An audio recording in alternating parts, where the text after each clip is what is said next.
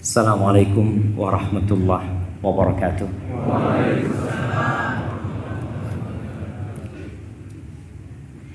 Alhamdulillah alladzi waffaqana li ta'atihi wa arsyadana ila sabili hudah. Segala puji bagi Allah Jalla Jalaluh yang telah memberikan taufik kepada kita untuk taat dan patuh kepadanya. Wallah jamaah,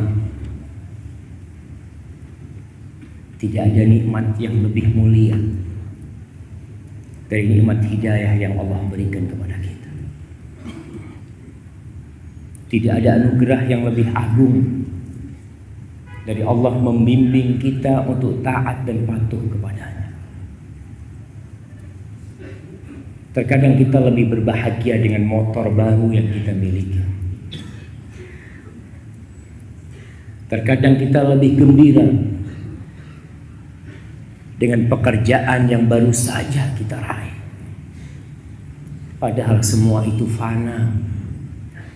Semua itu akan menghilang dan tidak ikut bersama kita ke alam kubur kita. Kita meremehkan nikmat hidayah dan seakan-akan sebagian beranggapan hidayah itu membuat hidupnya susah. Allahumma salli wa sallim wazid wa barik wa an'im ala sayyidina wa maulana Muhammadin wa ala alihi wa ashabihi ajma'in. Ya Allah, semoga salawatmu, salam berkah dan nikmatmu senantiasa kau curahkan untuk hamba kekasihmu, untuk manusia termulia yang pernah menginjakkan kakinya di muka, untuk manusia yang merindukan kita, yang terkadang kita tidak rindu kepada beliau. Pernah suatu hari Rasulullah SAW lagi di Baqi. Beliau mengatakan, wadittu anna ra'ayna ikhwanana.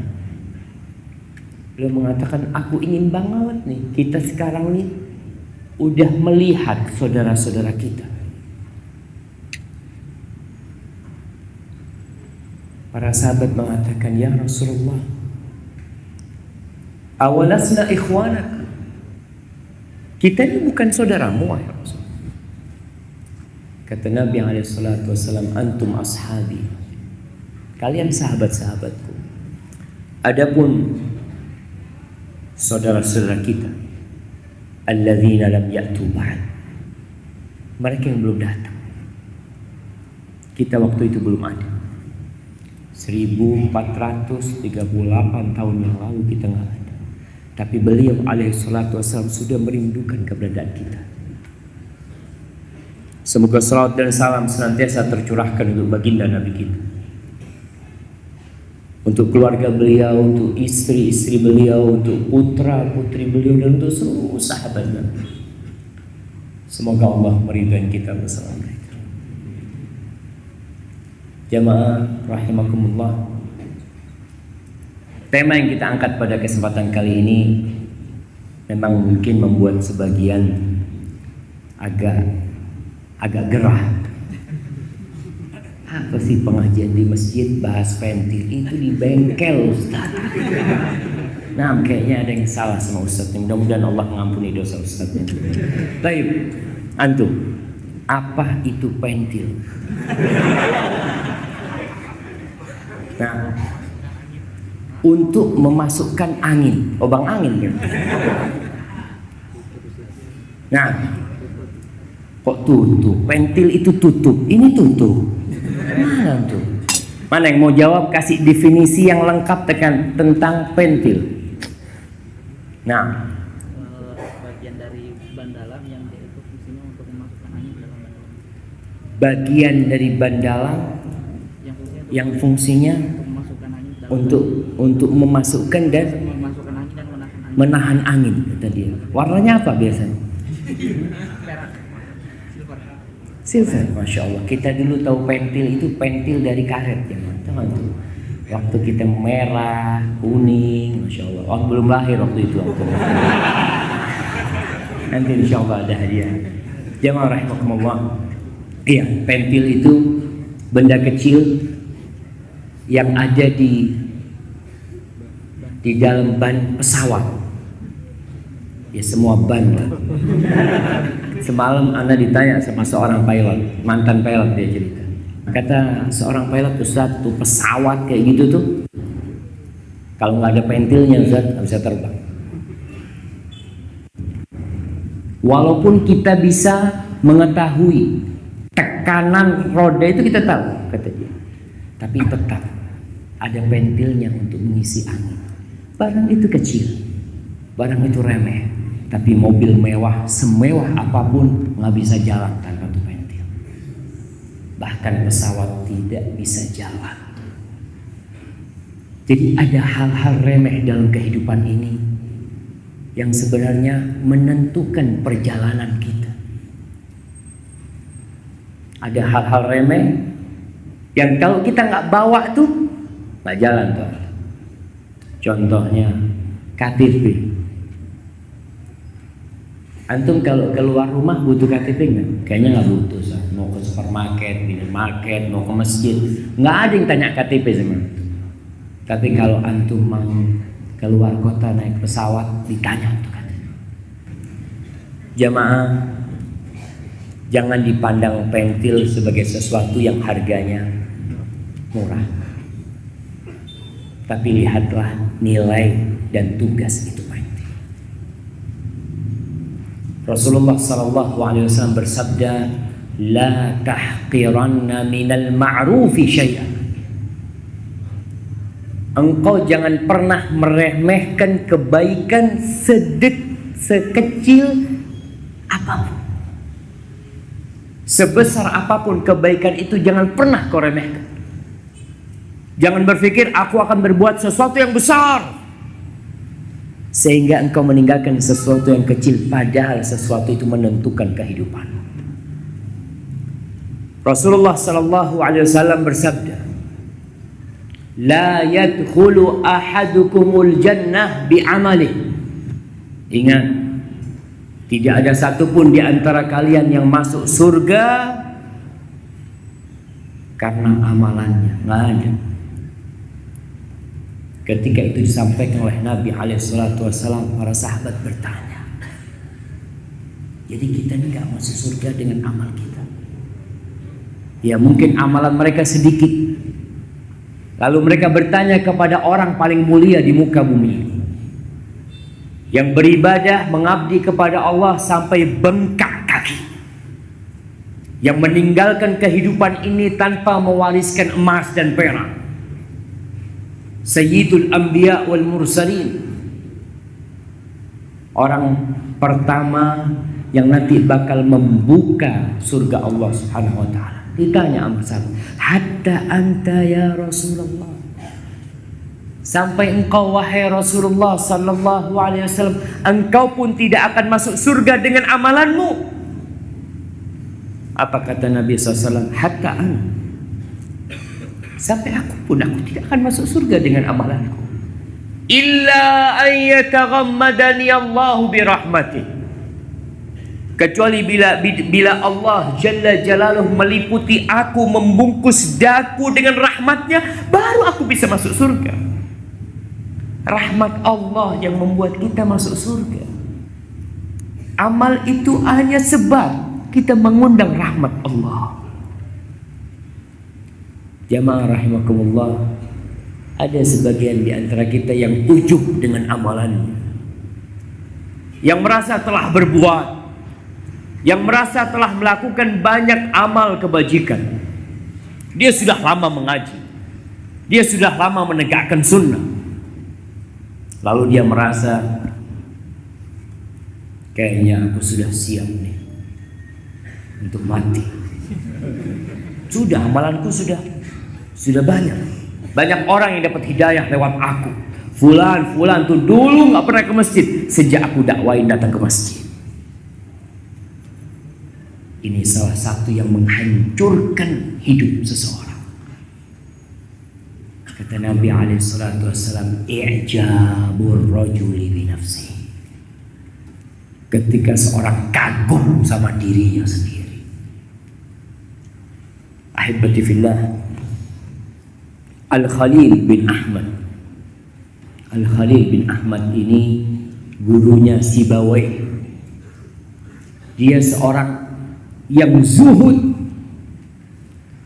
seorang yang ahli ibadah. Murid-murid dia itu jadi kaya raya dengan ilmu dia. Tapi dia tetap dengan gubuknya. Dia yang meletakkan ilmu al-arud. Ilmu al-arud ini ilmu tentang bagaimana membuat menyusun bait-bait syair. Dia bikin 15 wazan itu. Kemudian setelah itu ada orang yang menambahkan hanya 1. 15 dia yang bikin. Sampai sekarang kalau ada syair maka tidak lepas dari apa yang dibuat oleh Al-Khalil bin Ahmad. Ketika dia meninggal dunia, disebutkan dalam kitab Tabaqatun Nahwiyin wal Lughawiyin, ketika dia meninggal dunia, ada salah satu orang soleh yang bermimpi berjumpa dengan Khalil bin Ahmad Al-Farahidi. Dia mati ketabrak tiang masjid. Nah, dia lagi di masjid, dia itu berpikir untuk kebaikan umat, Masya Allah. Dia dari rumahnya berpikir, aku akan bikin sebuah ilmu yang nanti itu bocah-bocah wanita berangkat ke warung-warung tidak ditipu oleh tukang warung itu. Dia kepingin bikin alat, bikin apa sehingga dia nggak ketipu sama tukang warung itu. Dia lagi mikir, nabrak tiang. Tiang nabrak dia apa dia nabrak tiang? Jamaah, dia nabrak tiang. Makanya jangan disalahkan jamaah. Kalau ada tiang di jalan antum nabrak, ini gara-gara tiang, Ustaz. Bukan. Dari dulu tiang itu ada. Makanya para ulama menyebutkan nggak mungkin tiang itu nabrak Al-Khalil bin Ahmad karena dia tidak bisa pindah dari tempatnya. Dari semangatnya dia untuk berbagi ilmu, memberikan manfaat. Sampai dia tertabrak sama tiang atau nabrak tiang, dia jatuh meninggal dunia.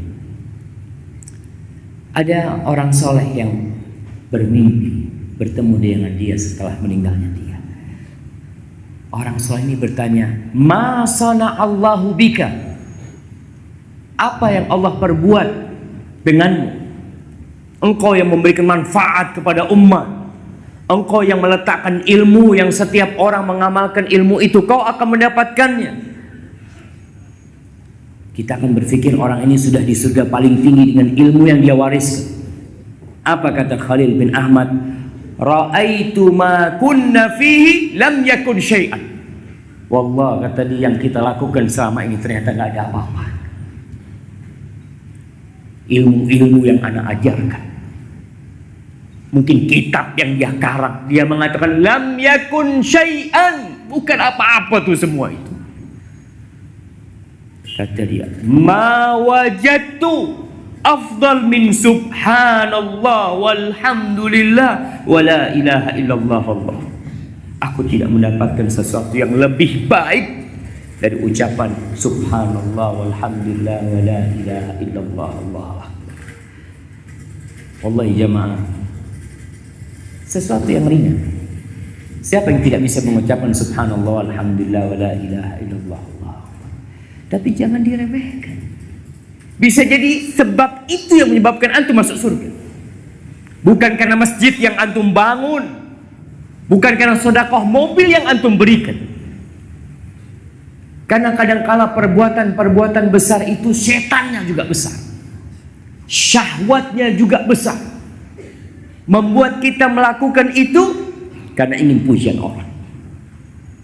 Tapi apa tatkala engkau di pojok rumah di malam hari, ketika kau hamparkan sejadah lalu kau mengatakan subhanallah walhamdulillah wa la ilaha illallah Allahu akbar, mungkinkah kau riak melakukan itu?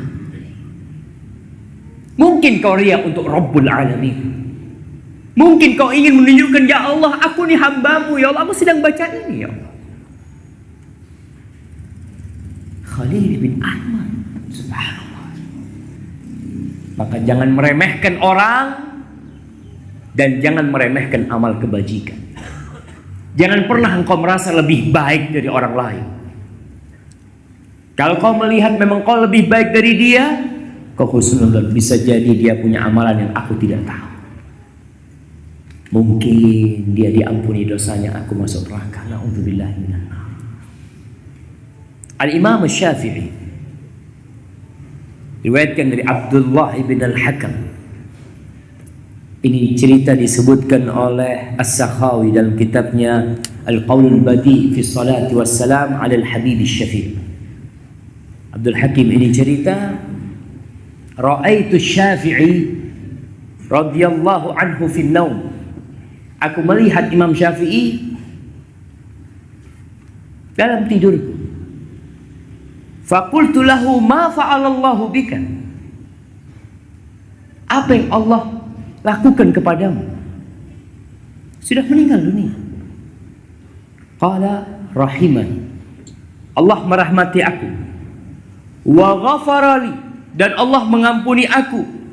Wa zufiftu ilal jannah kama tuzafful arus, dan aku dihantarkan ke surga seperti dihantarkannya seorang pengantin. Wa nuthira alayya kama yuntharu alal arus, dan itu namanya anugerah, semua diberikan, dilemparkan kepada aku seperti diberikan kepada pengantin. Lalu aku bertanya, Abdullah bin Abdul Hakim bertanya, Abdullah bin al-Hakam bertanya kepada Imam Syafi'i dalam mimpinya, faqultu bima balagta hadhil halah, dengan amalan apa engkau sampai mendapatkan anugerah Allah yang begitu besarnya? Faqala liqa'il biqaulika fi kitabir risalah. Ada yang berkata, Imam Syafi'i mengatakan, ada yang berkata kepada aku, kalau aku mendapatkan karunia Allah yang besar ini karena yang aku tulis di bukuku dalam kitab Ar-Risalah. Imam Syafi'i ini awal yang meletakkan kitab Usulul Fiqh, nama kitabnya Ar-Risalah. Masya Allah, semua ulama itu iyalun ala Syafi'i, mereka itu hutang budi sama Imam Syafi'i.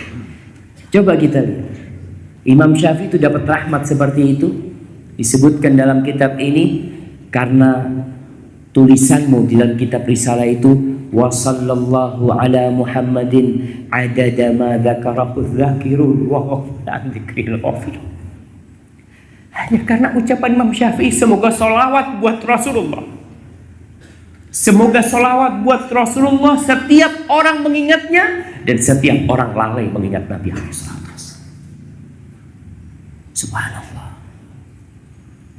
Abdullah bin Hakam ketika dia bangun dari tidurnya pagi hari, dia buka tuh bukunya Imam Syafi'i. Dia lihat tuh apa benar ucapan itu ada dalam kitabnya. Betul, dia dapatkan. Salawat buat Nabi, ya Pak. Kau tulis ketika engkau mengajukan pertanyaan. Kadang-kadang kita lihat ada orang yang menyingkat SAW, atau dia daripada dikritik Ustaz, Ahsan gak usah sama sekali. Ada yang seperti itu. Wallahi antum gak tahu, mungkin itu yang masukkan antum ke surga. Sebagian orang bertanya kepada ustadznya pertanyaan, lalu gak dibaca sama ustadznya. Engkau merasa kecewa. Ketika kau ikhlaskan lillahi ta'ala, bisa jadi itu pertanyaan antum yang antum tulis, antum dapatkan nanti di timbangan pada hari kiamat, dan itu yang memberatkan amal kebajikan antum. Nabi mengatakan sallallahu alaihi wasallam, la tahqiranna minal ma'rufi syai'an. Engkau jangan meremehkan perbuatan kebajikan seperti apapun. Malah yang kecil-kecil itu mungkin yang memasukkan ke surga. Karena kadang-kala amalan kecil itu sulit tuh riak mau masuk. Di masa Nabi SAW ada seorang wanita hitam. Karena kalau berbicara wanita hitam, Anda ingat dulu salah satu kajian kita di Masjid Ar-Rahmah ini, judulnya setengah isi setengah kosong. Di situ ada cerita seorang wanita hitam. Tapi ini wanita yang berbeda. Siapa yang ingat dengan cerita itu? Wanita hitam yang biasa pingsan karena dia kena air yang tersingkap auratnya, yang kemudian dia minta kepada Rasul sallallahu alaihi wasallam, "Ya Rasulullah, doakan aku agar sembuh ya Rasulullah." Lalu Nabi menawarkan kepada dia sallallahu alaihi wasallam, "In syi'ti sabarti walakil jannah." Kalau kau mau, kau bersabar dan kau masuk surga. Wa in syi'ti da'utullaha laki. Kalau kau mau, aku akan doakan semoga Allah menyembuhkan engkau. Apa kata wanita ini? Dia ingin sembuh, dia mengatakan, enggak Nabi. Kalau gitu aku akan bersabar dan aku ingin masuk surga. Enggak apa-apa, aku sampai mati kena penyakit, yang penting aku masuk surga. Lalu wanita ini mengeluhkan sesuatu kepada Nabi SAW. Ya Rasulullah, kalau aku ayan itu sampai tersingkap auratku kadangkala. Aku minta kau doakan kepada Allah agar tidak tersingkap auratku. Dia tetap dengan penyakit, tapi auratnya tidak tersingkap. Wanita hitam ini lain. Kunyah dia Ummu Mihjan. Dia tua renta. Kerjaannya ya bisa disebut pekerjaan yang kurang berharga. Orang-orang para sahabat memandang wanita ini wanita biasa-biasa saja. Kerjanya bersihkan masjid. Dia lihat di masjid ada kotoran, ada kayu, mungkin kayak kita ke masjid kadang-kala ada gelas ya, ada apa. Dia bersihkan masjid. Itu kerjaannya. Suatu malam dia meninggal dunia. Meninggal dunia. Para sahabat melihat nggak perlulah kita kasih tahu Nabi. Jadi wanita ini kan apa sih kerjaan dia? Dia tidak punya budi yang besar kepada Islam, kepada Rasul SAW, sehingga kita perlu bangunkan Rasulullah SAW. Hanya untuk wanita ini. Mereka tidak bangunkan Nabi SAW, dikuburkan tuh perempuan. Malam hari selesai. Setelah itu besoknya Nabi tanya, mana tuh perempuan yang biasa bersihkan masjid itu? Matat ya Rasulullah, meninggal wahai Rasulullah SAW, kata dia. Lalu ya kita kuburkan, kita pikirkan engkau tidak terlalu peduli sama dia atau apa. Apa kata Nabi? Halla azantumunan. Kenapa kalian nggak kasih tahu aku, kata dia. Lalu Nabi mengatakan, dulu nih ada kubriha, tunjukkan di mana kuburannya. Bayangkan. Nabi minta ditunjukkan di mana kuburan. Dia tidak ikut berjihad di jalan Allah. Dia tidak menyumbang banyak untuk dakwah. Dia hanya membersihkan masjid. Nabi mengatakan dulu nih ala qabriyah, tunjukkan mana kuburan. Berangkat Nabi ke kuburan. Ikut semua sahabat bersama Nabi. Dan Nabi di sana menghadap kiblat. Allahu Akbar. Beliau sholatin tuh wanita. Sholat jenazah ketika jenazah itu sudah di dalam kubur jamaah. Antum lihat. Jangan meremehkan orang. Dan jangan meremehkan amal kebajikan. Tadi Anda sampaikan. Tuh pesawat nggak bisa terbang tuh kalau pentilnya rusak. Dan dia tidak bisa landing jamaah. Ketika roda itu pentilnya lepas. Maka kita yang udah ngaji, yang udah banyak hafalan Qur'annya, yang udah banyak hafalan hadisnya, yang sudah banyak sholat sunnahnya, ingat jangan meremehkan amal-amal kebajikan. Ahibati fillah, Rasulullah SAW menceritakan tentang umat sebelum kita.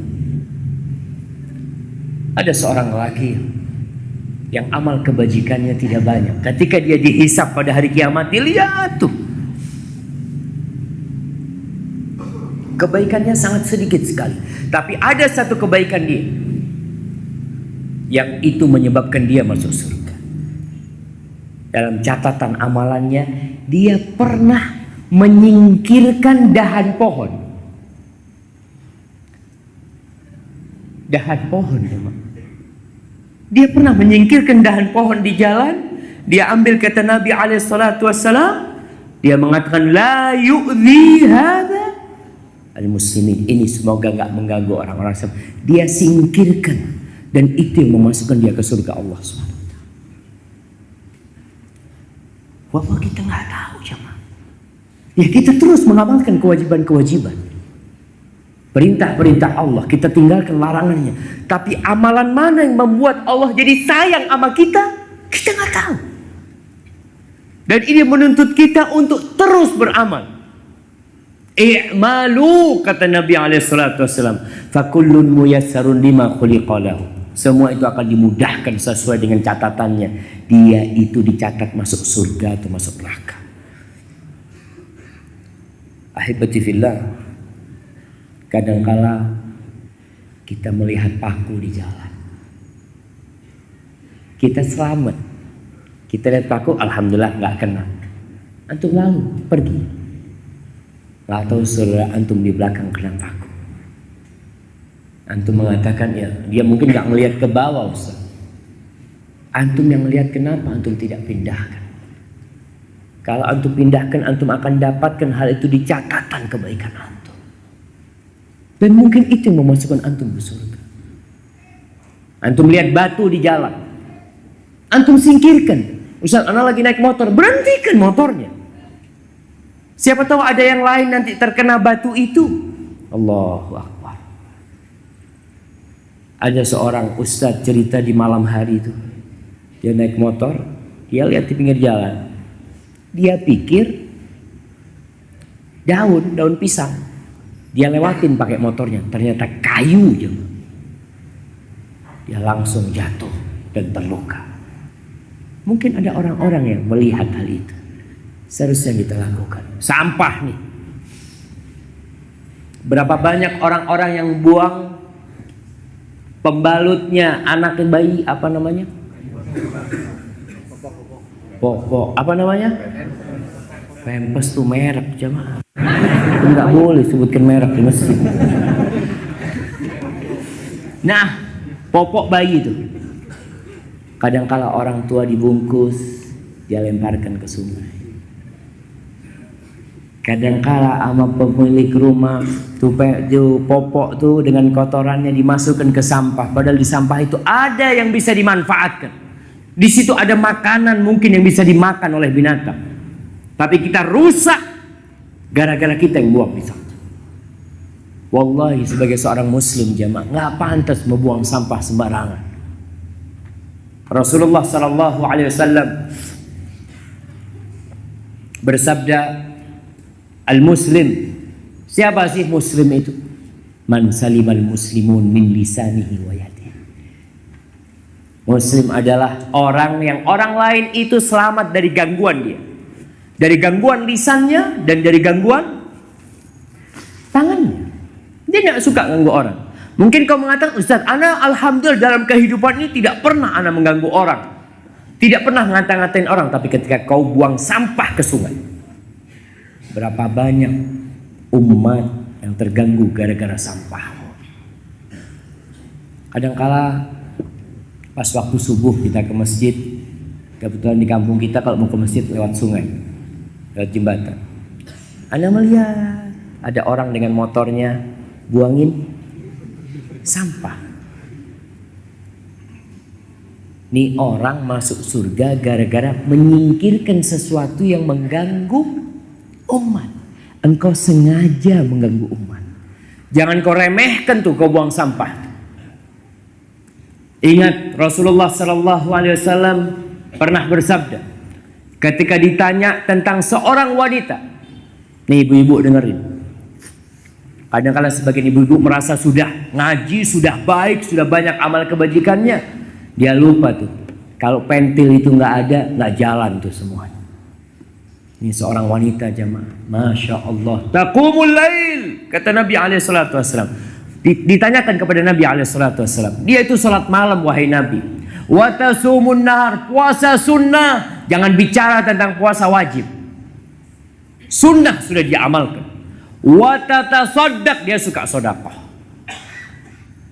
Lakinnaha salitah tu'dhi jirana, tapi dia pedes kalau ngomong. suka menyakiti tetangganya. Apa kata Nabi SAW? Hiya finnar. Di neraka tuh tempat wanita. Mana sholatnya jemaah?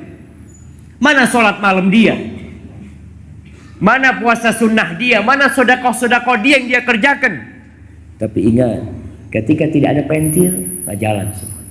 Rasulullah SAW mengatakan, Inna su'al khuluqi yufsidul amal, kama yufsidul khallul asal. Kata Nabi SAW, sesungguhnya akhlak yang buruk itu bisa merusak tuh amalan. Amal soleh jadi rusak gara-gara perilaku yang buruk dari kita. Sebagaimana madu, kita tahu madu itu manis, kita tahu madu itu sehat, kita tahu madu itu penyembuh. Tapi ketika kau taruh cuka di situ, rusak tuh madu. Begitu pula amalan soleh. Gara-gara engkau berakhlak buruk, nanti ditimbang itu pada hari kiamat. Dan kita tahu yang paling berat di timbangan kebaikan pada hari kiamat apa? Husnul khuluq, akhlak yang mulia. Salat akan ditaruh di timbangan kebaikan, puasa akan ditaruh di timbangan kebaikan, akhlak yang buruk akan ditaruh di timbangan keburukan. Itu jumplang jemaah. Maka jangan meremehkan gitu tuh. Kadang-kadang merasa udah baik, padahal kita punya perilaku yang tidak baik. Sebagian mengatakan, Ustadz, ana dikucilkan sama tetangga. Kayaknya enggak. Engkau yang sedang mengasingkan diri. Engkau yang gak mau bergaul sama mereka. Kita ajak seudon sama masyarakat. Kalau kau baik sama mereka, masyarakat akan baik. Seharusnya seperti itu. Ahibati fillah, jadi ingat hal-hal ringan. Nanti pulang dari masjid, lihat di pojokan ada yang minum air ditinggal, antum langsung ambil, nggak perlu panggil marbot masjid. Sini. Tuh ada yang kotor tuh.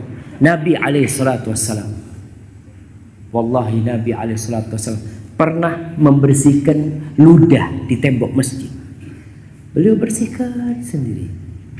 Lalu beliau mengatakan, Inna ahadakum sallallahu alaihi wasallam idza kana yusalli fa innahu yunaji rabbahu. Orang itu kalau salat, dia itu sedang bermunajat kepada Allah. Allah itu di depan dia. Jangan meludah ke depan, kata Nabi. Kalau meludah itu ke kiri atau ke sebelah kiri, kata Nabi alaihi wasallam. Sambil dibersihkan sendiri. Beliau tidak mengatakan, Umar, ta'al Umar, nih bersihkan. Kita tuh kadang-kadang seperti itu, jemaah. Kita menyuruh orang, padahal kita bisa melakukannya. Tatkala kau tidak bisa melakukan, kau minta bantuan orang. Sehingga banyak hal-hal yang seharusnya membuat hidup ini jadi indah, karena kita banyak amal kebajikan dalam kehidupan ini. Sebuah kurma memasukkan ke surga. Bukan 1 miliar yang disumbahkan. Bukan 100 juta yang kita taruh di kotak amal. 1 butir kurma. Kisah ini diceritakan oleh Imam Bukhari, Imam Muslim dalam kitab sahihnya. Di Aisyah radhiyallahu taala anha qalat, Aisyah cerita, ja'atni miskina tahmilu ibnataini laha. Suatu hari datang ke rumahku itu seorang wanita yang miskin.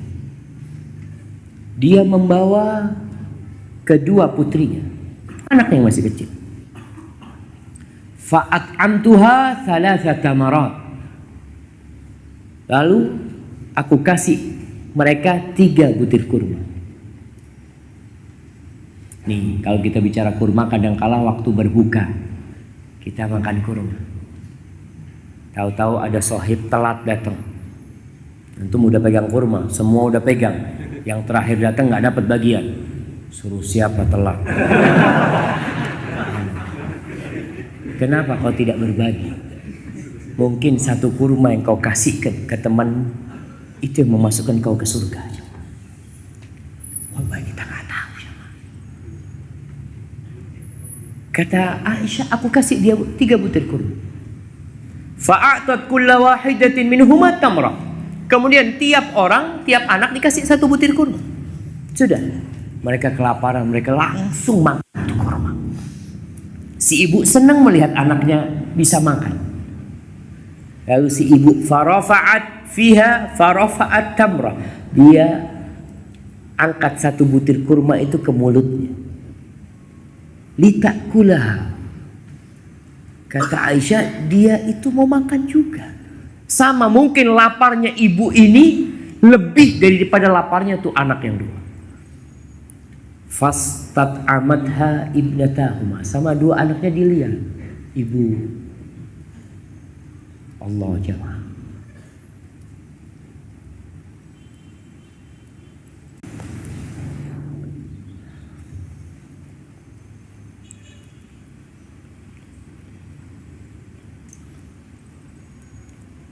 Akhirnya karena diminta sama anaknya, fasyaqqatit tamra allati kanat turidu an ta'kulaha bainahum. Akhirnya satu butir kurma itu dibelah jadi dua. Belah jadi dua, dia kasihkan ke satu putrinya dan ke satu putrinya. Sudah, anak itu dengan lahapnya memakan kurma itu dan pergi. Fa'ajabani sya'nuha. Aku benar-benar takjub dengan perempuan itu. Aisyah belum pernah menjadi seorang ibu. Dan dia sampai meninggal dunia tidak pernah menjadi seorang ibu. Bagi wanita-wanita yang sampai tua renta tidak punya anak, contohlah Aisyah radhiyallahu taala anha. Aisyah itu nggak punya anak. Orang kalau punya anak itu kadang-kala dia nyimpen harta buat siapa? Buat anak. Dia kerja buat anak. Tapi Aisyah radhiyallahu taala setiap kali dia dapat rezeki, dia langsung bagi. Aisyah nggak pernah jadi ibu. Jadi dia benar-benar kagum dengan perbuatan wanita ini. Kok bisa dia bagikan kepada dua putrinya? Dia sini nggak makan. Fadzakartu alladhi sana'at li Rasulillah sallallahu alaihi wasallam. Maka Aisyah menceritakan hal itu kepada Rasulullah sallallahu alaihi wasallam. Kita lihat nih, suami istri nih, istri kadang-kala punya cerita. Dia hari itu ngobrol sama sahibnya atau ada peristiwa yang terjadi, dia cerita sama suami, kadang-kala suami tidak mendengarkan. Atau dia mengatakan, aduh cerita itu kan sudah lama, berapa kali kau cerita tuh. Jangan. Dia mungkin mau cerita lagi cerita itu. Kau dengar. Nabi alaihissalam dapat wahyu dari langit. Beliau dengarkan ceritanya Aisyah.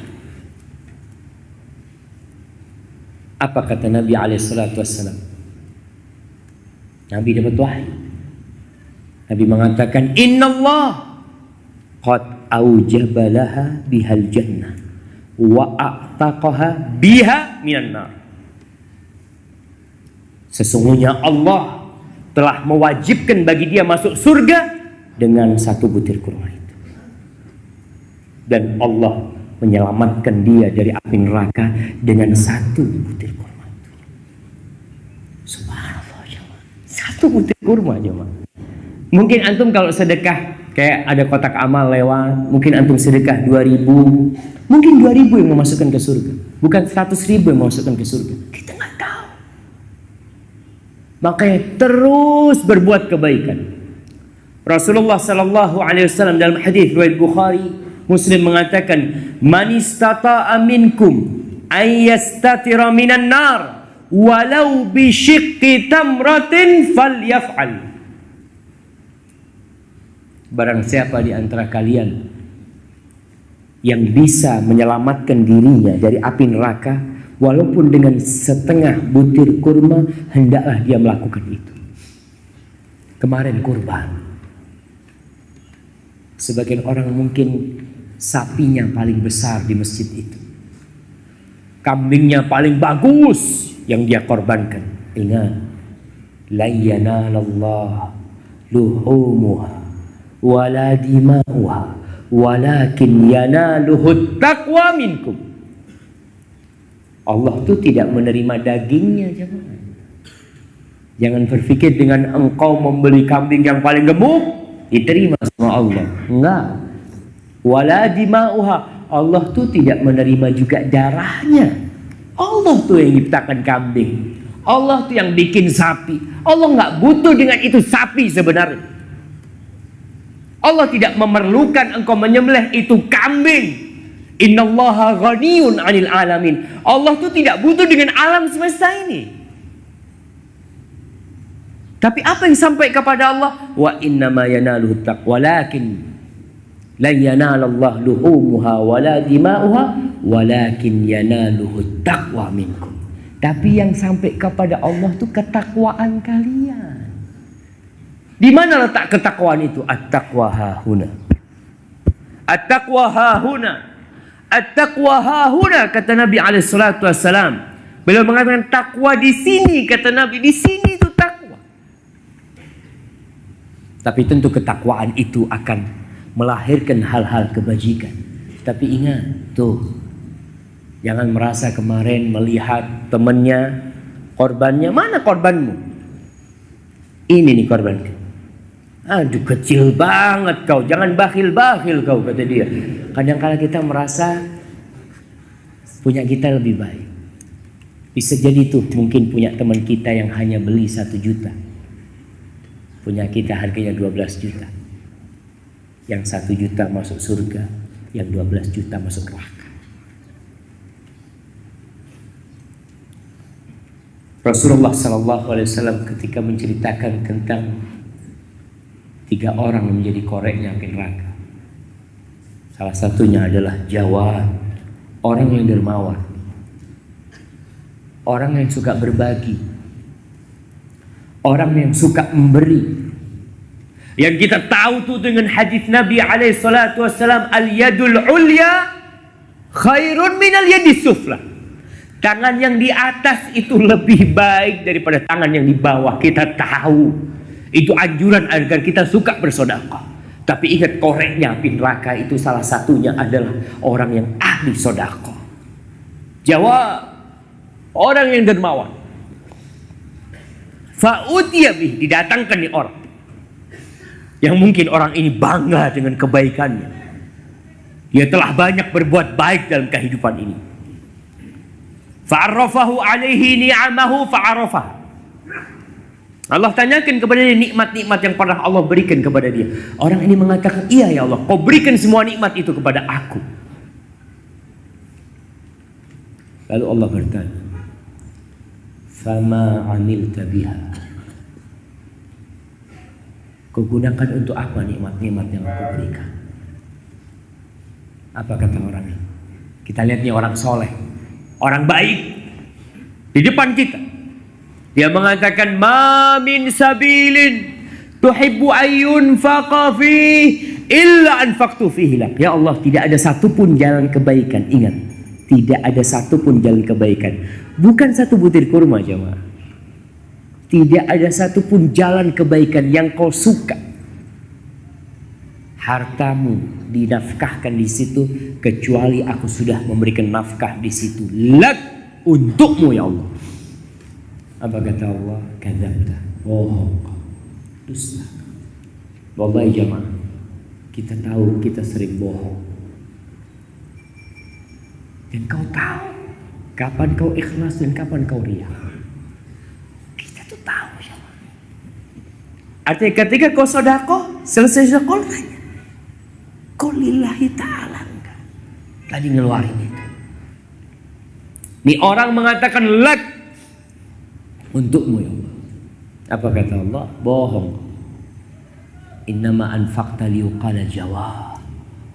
Kau selama ini memberikan nafkah supaya kau disebut orang yang ahli sedekah, orang yang baik hati, orang yang dermawan. Dan kita tahu ketika kita menginginkan hal itu, tahu jemaah, balil insanu ala nafsihi basira walau alqa ma'adhira.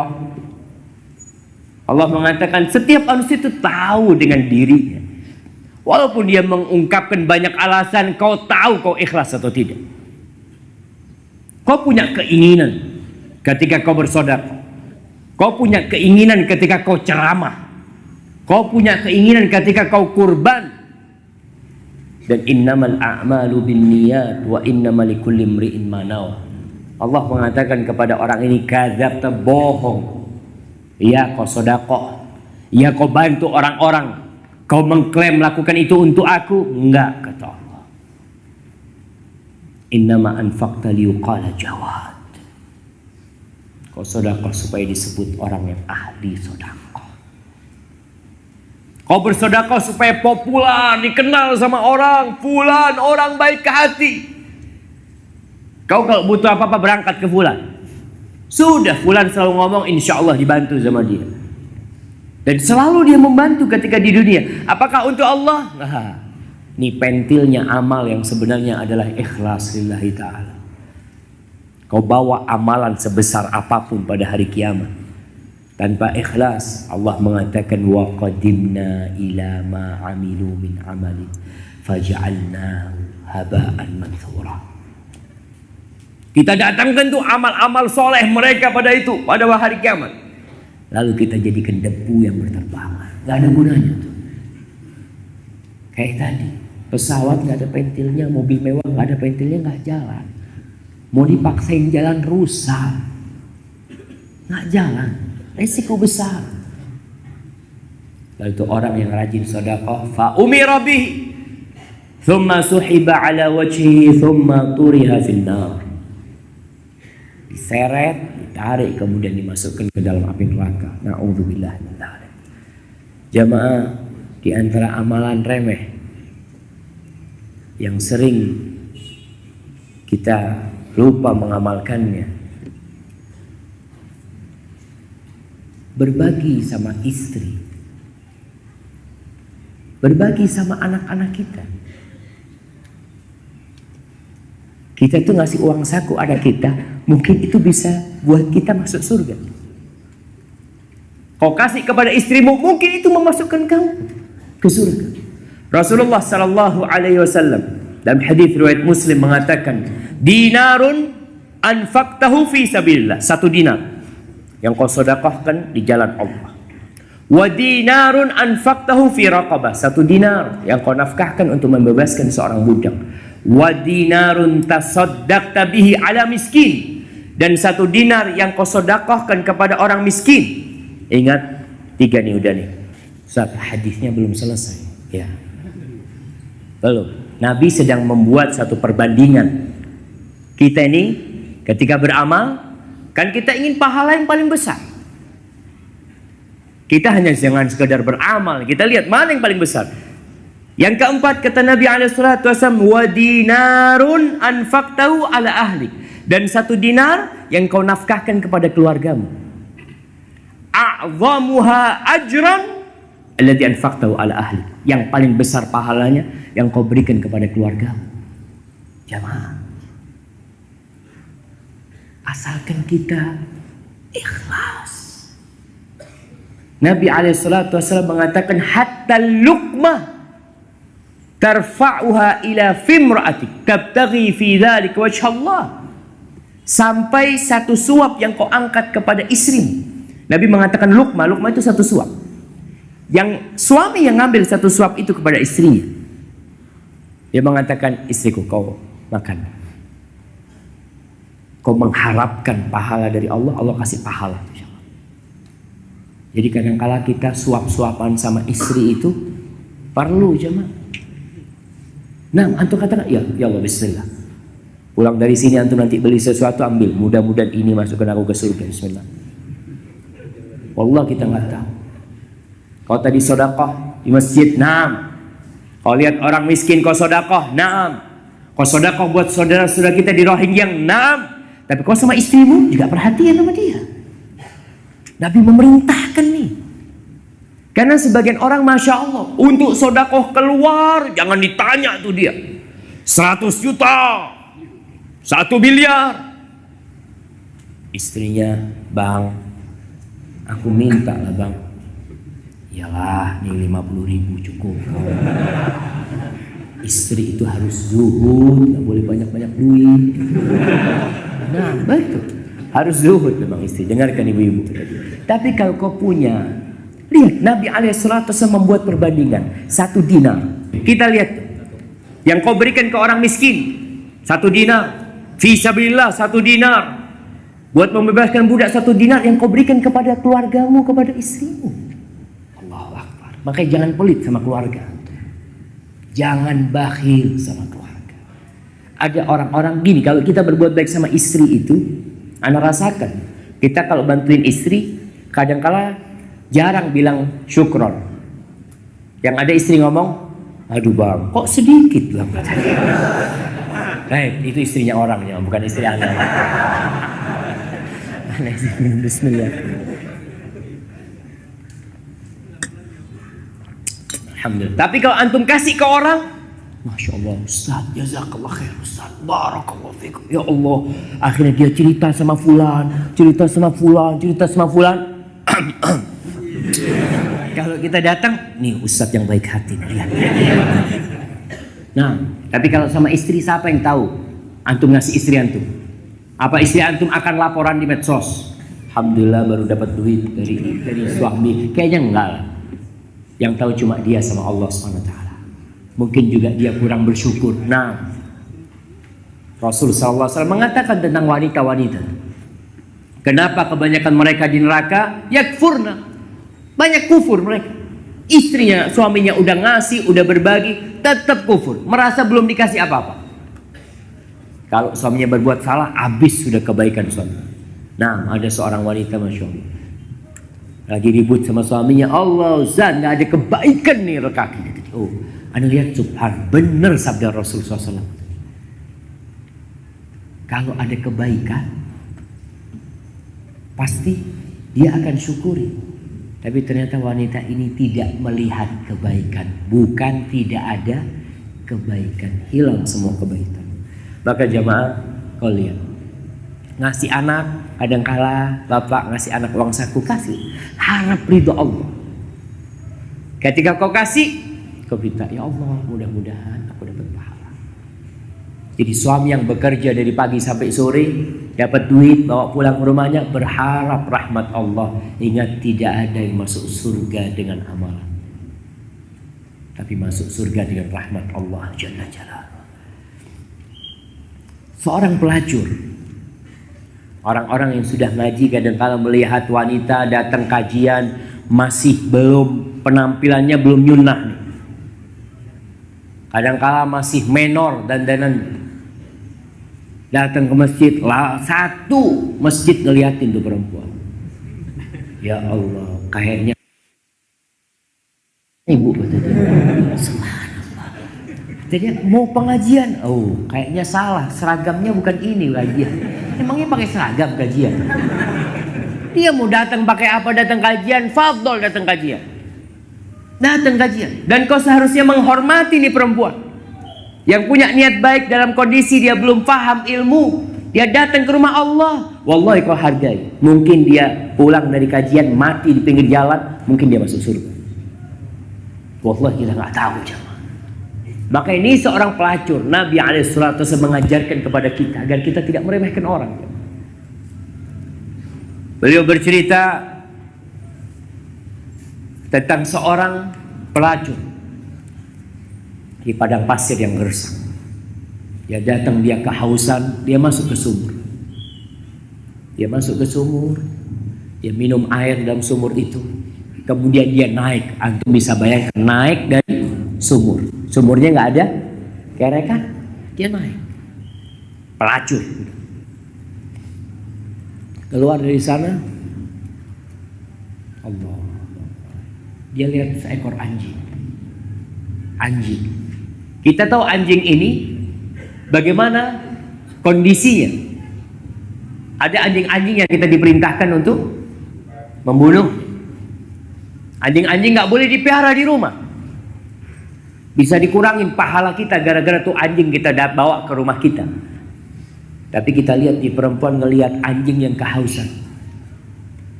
Yalhathu thara minal atash. Karena kehausan dia sudah menjilat-jilat debu. Dijilat-jilat karena kehausan. Gak ada manusia di sana. Bukan di tempat yang banyak air. Wanita ini baru naik dalam kondisi kelelahan, kecapean dia. Dan alhamdulillah baru selesai minum. Dia mengatakan, kan anjing ini kehausan seperti aku kehausan tadi. Turun lagi perempuan ini. Turun lagi ke sumur. Dia gak punya timba. Gak ada plastik kayak sekarang buat ngambil air. Dia korbankan sepatunya.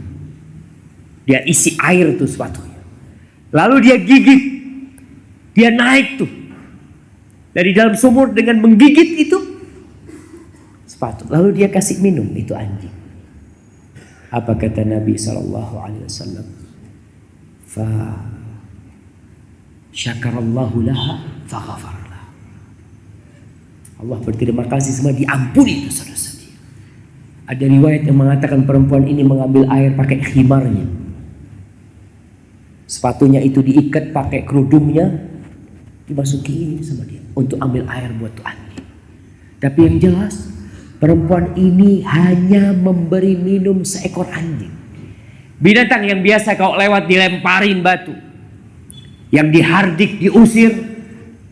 Tapi karena wanita ini ikhlas lillahi ta'ala, tidak mengharapkan pujian, tidak mengharapkan balasan. Kalau kita berbuat baik sama orang, kenapa banyak di antara kita hidup sakit hati kepada orang lain? Karena banyak orang yang tidak balas budi.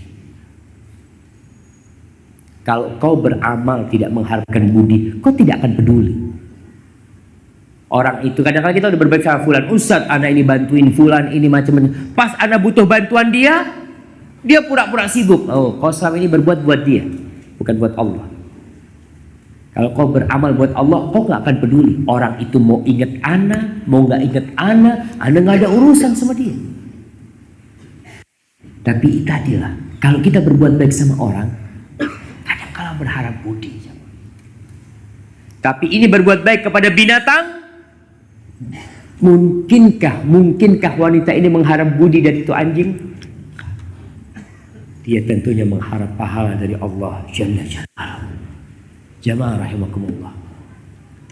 Di antara amalan yang remeh adalah memberi keluasan tempat buat saudara.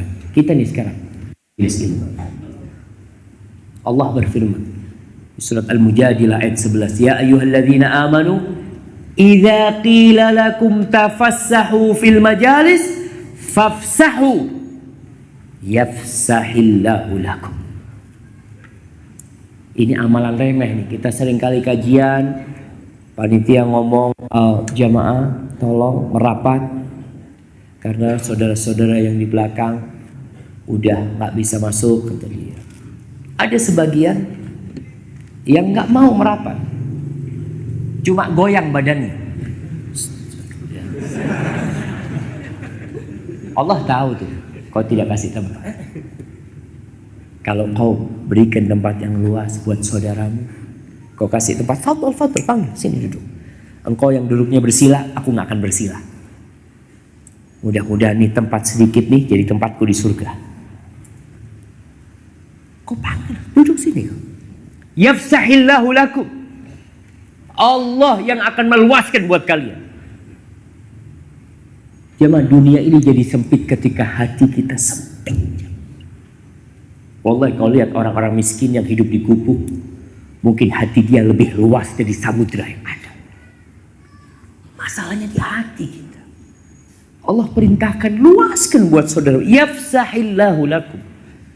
Allah akan luaskan buat kalian. Kalau itu dalam urusan majelis, apalagi dalam urusan-urusan yang lainnya. Kita punya teman, subhanallah, yang mungkin dia punya permasalahan, kau bisa bantu dia, bantuin dia. Allah akan mudahkan buat engkau urusanmu. Aib saudaranya jangan dibongkar sama kau. Subhanallah jemaah, kadangkala kita ini nyaman di majlis dengan riba. Hati-hati, ada orang yang semua amal soleh dia pada hari kiamat itu dihadiahkan kepada orang yang dia ribain selama ini. Jadi antum capek-capek beramal buat siapa? Buat tuh orang yang antum ribain. Maka berusahalah untuk tidak meremehkan di majelis ilmu. Ini bagi antum yang suka datang ke majelis ilmu. Ketika antum melihat ada orang yang datang nggak punya tempat, antum langsung rapatkan. Kenapa Pak? Anda mungkin capek selama 2 jam paling lama. Setelah itu Anda bisa selonjor. Kalau memang nanti ada orang mau, Ustaz, kalau lama-lama sempit duduknya, kesemutan Ustaz. Ada masalah kalau kesemutan di dunia, tapi Allah luaskan bagi engkau di surga Allah Subhanahu wa taala. Haibati fillah. Hadis yang tadi seringkali kita sampaikan, la tahqiranna minal ma'rufi syai'an. Rasulullah sallallahu alaihi wasallam mengatakan, la tahqiranna minal ma'rufi syai'an. Janganlah kalian meremehkan perbuatan kebaikan sedikit. Walau an tu'tiya silatal habl. Walaupun kau hanya memberi sambungan tali. Ada sambungan untuk menyambung tali, kau berikan kepada saudara. Walau an tu'tiya shis'an na'al. Atau kau memberi orang itu talinya sandal. Kadangkala dulu nih masih sering, sekarang wallahu a'lam. Dulu kadangkala orang pulang masjid atau pulang kajian sandalnya keinjek. Akhirnya lepas tuh, putus tuh tali sandalnya itu. Kau kadangkala cari ada paku atau apa untuk dimasukin ke sana. Ini mudah-mudahan mungkin itu yang memasukkan kau ke surga, jemaah. Wallah jemaah. Sangat ada orang mengatakan misterius. Amalan mana yang memasukkan ke surga kita nggak tahu, karena kita sedang mencari rahmat Allah Subhanahu wa taala. Walau an tufrigha min dalwika fi ina'il mustasqi. Atau engkau memberikan air kepada orang yang sedang mengambil air. Artinya datang orang dulu tuh ngambil air di sumur gitu kan. Kita udah dapat air nih. Lalu ada orang datang mau ngambil air. Kita lihat mungkin dia orang tua, "Bapak, nih punya anak, antum ambil." Itu angkat.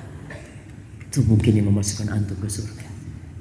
Ketika kajian atau lagi makan bersama, Anda lihat sebagian orang, Masya Allah, ada orang mau minum, dia nusuk-nusuk di gelas air gelasan itu, nggak bisa. Tahu-tahu satu orang udah nusukin, dia ngomong, "Tafadhol." Wallahi kita nggak tahu, mungkin ini yang menyelamatkan antum dari api neraka. Walau antunahya syai'a min tariqin nas yu'dhihim. Kata Nabi, walaupun engkau hanya menyingkirkan sesuatu dari jalan. Dulu tuh di masjid kampung kita,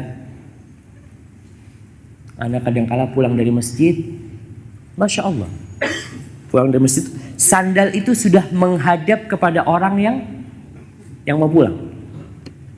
Jadi kita tinggal pakai. Suatu saat anak sholat, abah anak ngomong, "Syafiq, tahu Syafiq? Itu perempuan yang biasa ngatur sandal. Dia sudah meninggal dunia." Subhanallah, sudah berlalu. Anak sholat lagi di masjid itu, ada orang lain yang melanjutkan amalan dia. Hanya kerjanya itu, dia habis salam, dia berzikir, kemudian dia keluar. Dia mulai atur tuh sandal. Dia atur sandal. Kadang-kala dia ngatur sandal tuh orang-orang udah pada pulang. Setelah kalau orang sudah banyak pulang, dia pulang biasanya. Oleh ada hal-hal remeh dalam kehidupan ini yang kalau kita amalkan, mudah-mudahan itu memasukkan kita ke surga Allah. Lalu Nabi mengatakan, walau antalqa akhaka wa wajhuka ilaihi muntaliq. Walaupun amalan itu hanya sekedar bermuka ceria ketika bertemu dengan saudaramu. Kita ini kadang-kadang Masya Allah duduk nih, kajian dari tadi duduk, kadang-kadang nggak kenal sama yang di sebelahnya. Padahal dari tadi duduk nungguin. Kenapa kau katakan Assalamualaikum sambil senyum? Ahlan, dari mana mas? Apa yang menyebabkan engkau tidak melakukan itu? Apa kau kepingin dia dulu yang nyapa engkau? Jamaah, amalan ini remeh. Hanya berjumpa dengan saudara kita dengan wajah yang ceria. Nanti keluar, bareng-bareng nih keluar nih, turun dari tangga. Kenapa engkau ketika turun dari tangga kan lama kadang-kala. Di sebelahmu ada teman, Assalamualaikum. Sambil ngobrol, sambil turun di sana. Kadang-kala semuanya kaku. Allahu Akbar. Innamal mu'minuna ikhwah. Orang-orang iman itu bersaudara. Kalau antum di masjid, di tempat ngaji nih, keluar dari masjid, antum tidak bisa menebar senyum, tidak bisa bermuka ceria, apa antum bisa melakukan itu di luar? Jamaah, kadangkala orang itu benci sama dakwah sunnah ini karena kelakuan sebagian kita. Kita yang tidak murah senyum. Nabi alaihissalam mengatakan hal ini, walau antalqa akhaka fatusallim alaihi. Selain bermuka senyum, kau berjumpa, kau ucapkan salam dengan dia. Allahu Akbar. Kenapa hal-hal remeh ini kemudian kita tinggalkan? Kita merasa, oh sunnah, jenggot sunnah. Nah, jenggot sunnah jamaah. Betul, jenggot itu sunnah. Tapi kalau kau bermuka muram dengan jenggotmu, orang takut. Ini orang berjenggot ini identik dengan teroris. Apalagi kalau sudah keluar, lihat antum, coba antum tersenyum gitu. Orang, ya Allah, anak pikir ini, subhanallah jemaah, anak pernah ngisi kajian di kampung tuh, undangan pernikahan, orang kampung datang, sudah selesai anak pulang. Jadi wajah yang datang itu memang awal anak datang, wajah tegang semuanya. Dia kata tuan rumah, Ustaz, waktu antum datang, kata orang-orang, yang ngundang kalau nggak salah Pak Heru namanya. Pak Heru ngundang teroris. Gitu. Tapi setelah kajian cair tuh, alhamdulillah, jadi nggak jadi teroris lagi kita. Jadi gitu. Kita itu penampilan orang-orang yang nyunnah ini penampilannya memang menakutkan. Gara-gara antum nggak salam sama mereka, coba antum assalamualaikum, senyum sama mereka. Oh, ternyata orang yang apa? Orang yang udah ngaji, yang mengamalkan sunnah itu ramah ya. Itu yang akhlak jamaah. Itu yang akhlak yang seharusnya kita jaga. Ada seorang penjual gudeg. Ada tuh wanita datang, ada yang cerita sama. Kalau dia ke penjual, dia pakai cadar yang beli. Ngobrol sama yang jualan, Mbak gimana Mbak, ini itu macam-macam, kata dia. Si penjual ini ngomong, baru sekarang ada orang cadaran ngajak ngomong anak, kata dia. Itu kadang-kala yang cadaran itu beli aja. Ya ini udah diem gitu kan. Ini yang apa? Yang bahasa itu naningin. Naningin itu apa jemaah? Nah yang ngelayanin tuh itu jadi takut juga, ini ntar bawa. Aduh jemaah, coba antum katakan gimana Mbak, udah berapa lama buka di sini, ini itu gimana laris Mbak? Kenapa? Emangnya kau cuma bersaudara sama yang cadaran? Kalau yang nggak bercadar bukan saudaramu? Siapa yang bilang? Innamal mu'minuna ikhwah. Yang beriman itu saudara walaupun dia pelacur. Walaupun wanita itu pelacur, dia saudara. Allah yang buat kita saudara sama mereka. Ingat, jangan sok kita ini. Kita melihat orang-orang meremehkan tuh orang. Seakan-akan kita aja yang benar. Kita aja yang bakal masuk surga. Tuh ingat tadi tuh. Orang yang ahli sodakoh masuk neraka dengan sodakohnya. Maka jangan-jangan dengan sunnah kita yang kita amalkan, ternyata kita masuk neraka dengan amalan-amalan sunnah itu. Karena kita tidak jaga hati kita untuk beramal lillahi ta'ala.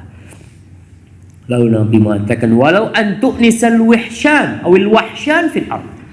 Walaupun hanya sekedar engkau menghibur orang yang lagi kesusahan, kesepian dia. Kau lihat orang kesepian, kadang-kala kau masuk masjid, lihat ada orang ke masjid di pojokan. Biasanya orang kalau susah itu ke rumah Allah, jawab. Alhamdulillah, alhamdulillah. Ketika rumah Allah jadi tempat orang-orang susah, itu dia tahu bahwa di sini jalan keluar.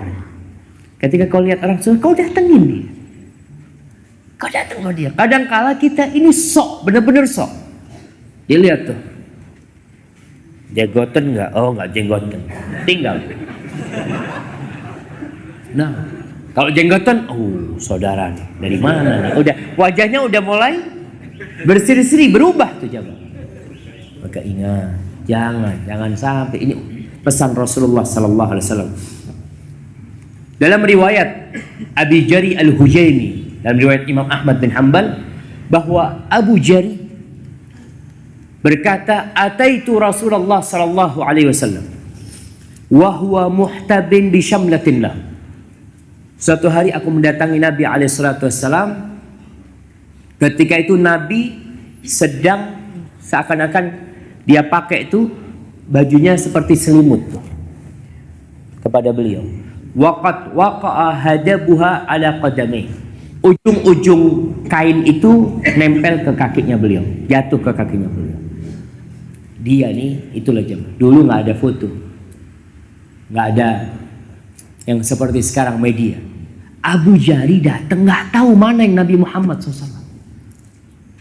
Dia orang Badui. Nabi duduk seperti yang lainnya duduk. Lalu dia mengatakan, "Ayyukum Muhammad?" Mana yang Muhammad itu? Kata dia.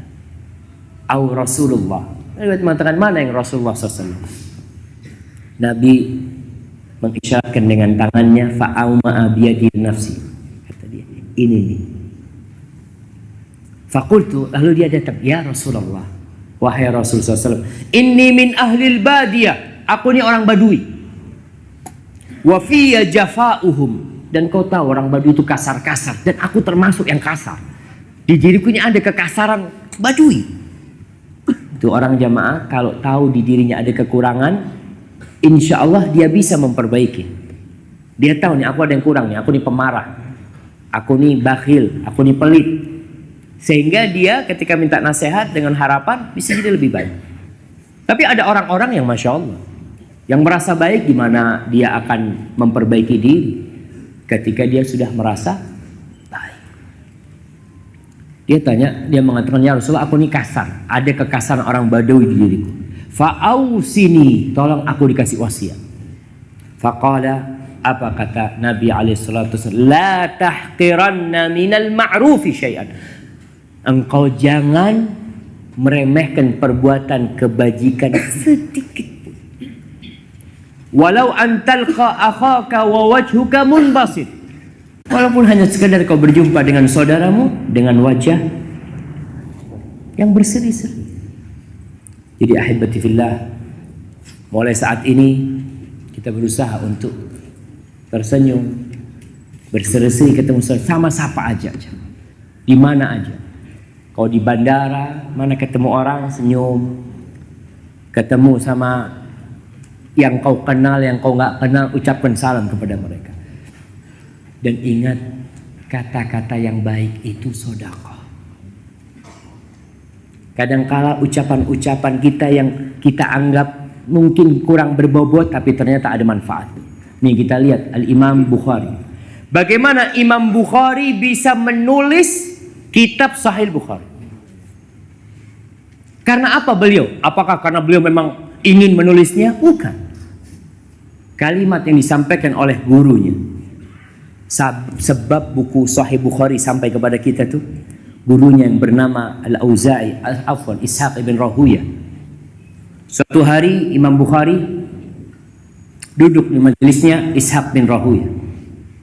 Ketika itu Ishaq bin Rahuyah berkata, dia mengatakan, "Lau anna ahadakum yajma'u kitaban fi ma sahha min sunnatir Rasul sallallahu alaihi wasallam." Andai kata nih di antara kalian semua nih ada satu orang yang mengumpulkan hadis-hadis yang sahih dari Nabi alaihissalatu wassalam. Apa kata Imam Bukhari? Fawaqa'a dzalika fi nafsi. Ketika guruku ngomong itu yang jadi motivasi aku. Bayangkan jemaah, berapa pahalanya Ishaq bin Rahawi atau Ishaq bin Rahuyah. Dia memotivasi Imam Bukhari ngarang tuh kitab Sahih Bukhari. Antum kadangkala ucapan-ucapan antum yang baik dalam berdakwah, dalam menyampaikan, insya Allah itu akan bermanfaat. Nih, Imam Az-Zahabi. Siapa yang tidak kenal dengan Imam Az-Zahabi? Sahib kitab Syiar A'lamin Nubala. Bagaimana beliau akhirnya mengumpulkan hadis.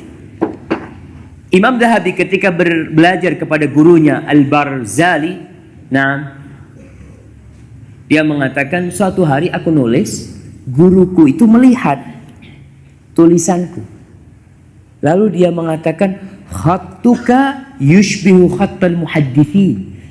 Masya Allah, kata dia, ini tulisanmu ini seperti tulisannya ahli hadis. Kata Imam Zahabi, fa'athara qawluhu fiyya. Ucapan itu membuat aku akhirnya semangat untuk belajar hadis. Pernah ada seorang yang melihat seorang menyanyi. Ini kejadian. Orang nyanyi, lewat nih seorang alim ulama, dia mengatakan, ya Allah, kalau suara itu digunakan untuk membaca kalamullah, betapa indahnya. Kalau antum mungkin datang ke sana, ittaqillah, antum ganggu orang, tahu haram yang antum lakukan. Subhanallah. Ini ucapan seorang alim mengatakan, kalau suara itu digunakan untuk membaca kalamullah, betapa indahnya. Itu langsung merubah dia, jemaah. Maka kita nggak tahu, jemaah, mana yang bermanfaat buat kita, tapi kita berusaha dalam kehidupan ini untuk berbuat amal kebajikan dan tidak meremehkan. Sebagaimana tadi kita bicara pentil, sesuatu yang sedikit, kecil, remeh, tidak terlihat, nggak terlihat, jemaah. Tapi antum tahu pesawat yang terbang itu, dia terbang gara-gara pentilnya ada di dia. Dia berpengaruh kepada semua kondisi pesawat itu. Hadza wallahu a'lam bishawab. Itu yang bisa kita kaji pada kesempatan kali ini. Mungkin kita masuk ke sesi tanya jawab. Fadhal. Assalamualaikum warahmatullahi wabarakatuh. Ustaz, saya akhwat.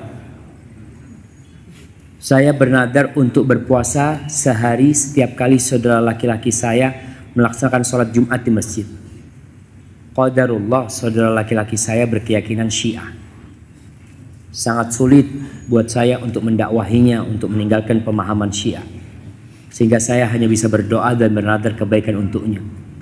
Saya telah melakukan puasa nadar tersebut sebanyak 30 hari. Sebanyak saudara laki-laki saya melakukan sholat Jumat setiap minggunya. Perbuatan nadarnya apakah benar menurut Al-Quran dan hadis? Barang siapa yang bernadar untuk melakukan kebaikan, falyaf'al. Barang siapa yang bernadar untuk melakukan amal kebajikan, maka hendaklah dia melakukannya. Lanjutkan. Kalau itu amal saleh. Yang cuma yang jadi masalah saudara laki-lakimu Syiah. Dan mungkin apakah benar dia Syiah? Biasanya orang kalau sudah jadi Syiah dia nggak akan sholat Jumat, kecuali yang masih dalam kondisi taqiyah. Mungkin kau perlu bernadar mengatakan, ya Allah, kalau saudara laki-lakiku keluar dari Syiah, aku ingin puasa sunnah Senin Kemis atau apa. Jadi barang siapa yang bernadar lalu dia melihat sesuatu yang lain lebih baik dari apa yang dia nadarkan, maka dia berubah ke nadar yang lain dengan cara membayar kafarah puasa. Kafarah puasa, membayar kafarah orang yang bersumpah, itu dengan memberi makan, membebaskan budak, atau memberi makan 10 orang, atau memberi pakaian mereka 10 orang. Kalau nggak bisa, baru puasa 3 hari. Itu berkaitan dengan nazar. Barakallahu fikum. Ana minta didoakan untuk ibu ana, Ustaz. Semoga seperti wanita hitam di mana ibu ana janda dan di hari tuanya hanya bisa menyucikan mukuna akhwat.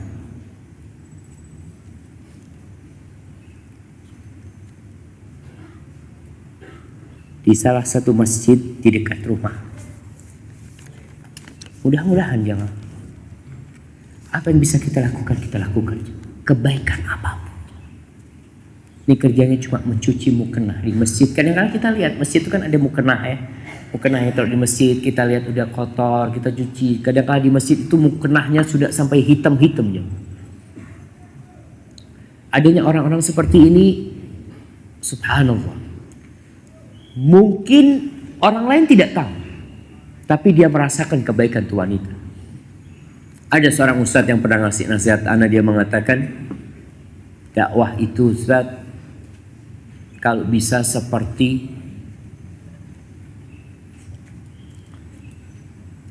genset kecil yang ditaruh di belakang rumah jauh, semua orang di dalam rumah terang. Mereka tidak tahu bahwa saya ada yang rame-rame di belakang sana, tapi mereka merasakan hasilnya. Kita berbuatlah sesuatu yang dirasakan orang, walaupun orang tidak tahu kalau kita lakukan itu. Seperti wanita ini, mudah-mudahan dia seperti wanita hitam tadi dan dimasukkan surga oleh Allah Subhanahu wa taala.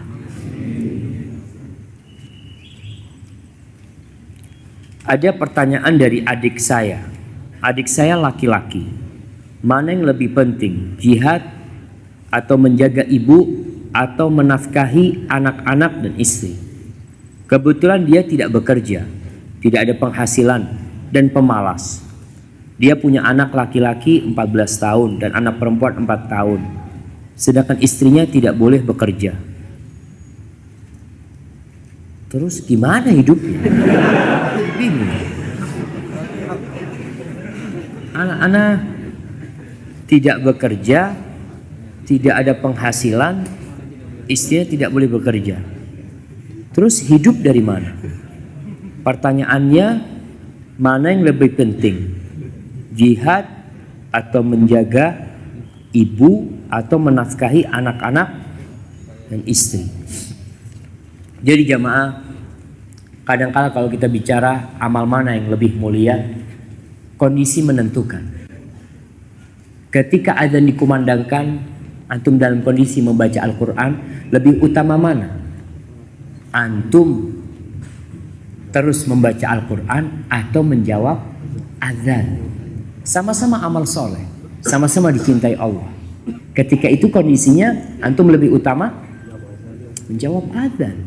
Karena apa? Azan kalau selesai udah selesai. Quran kau bisa lanjutkan setelah azan. Jadi mana yang lebih mulia? Lihat kondisinya.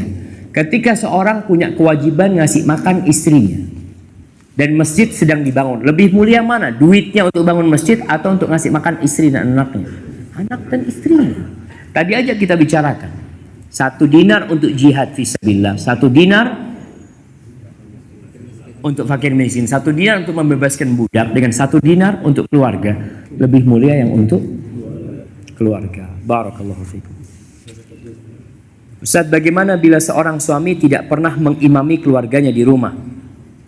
Seorang istri ingin sekali sholat berjamaah dengan suaminya, tapi suami mengatakan selalu nggak bisa. Suaminya selalu sholat di masjid.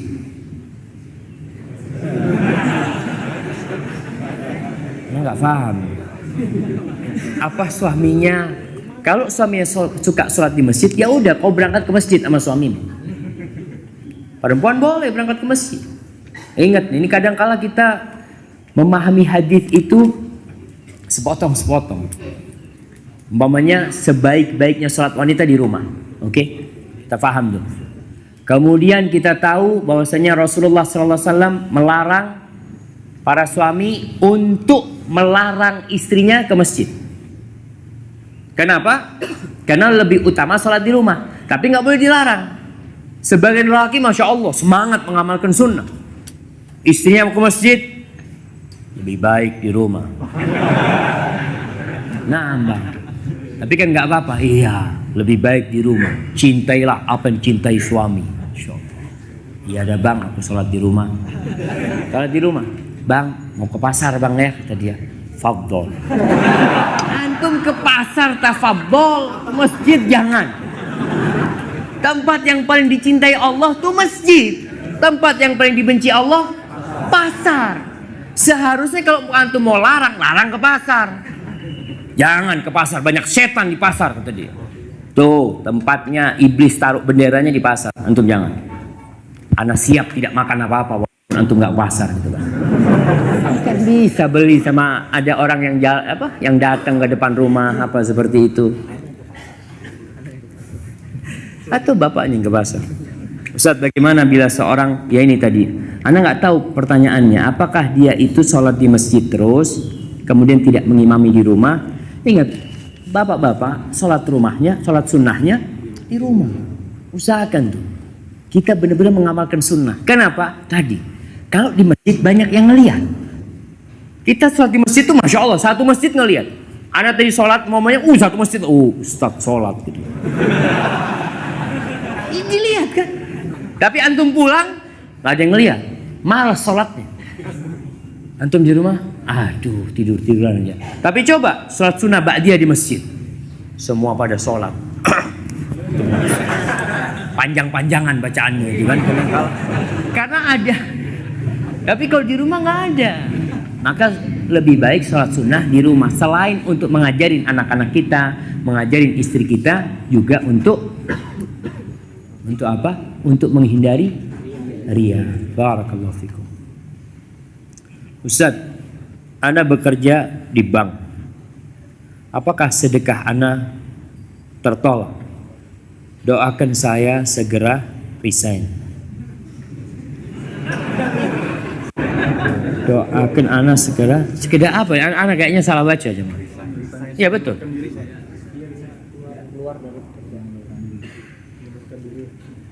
Ana baru hijrah, tapi ortu tidak setuju dan bilang sesat.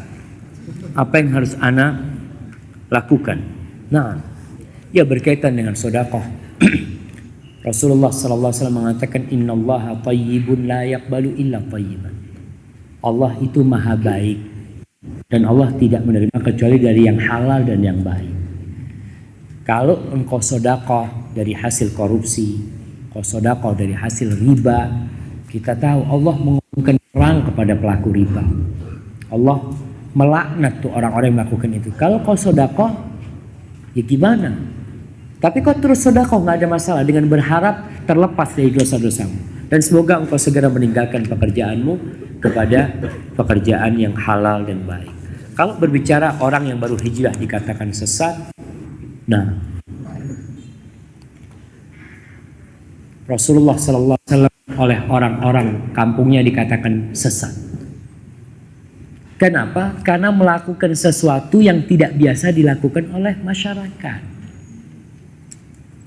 Kita tuh ya wajar lah. Pandangan seperti itu wajar. Dikarenakan mereka tidak tahu.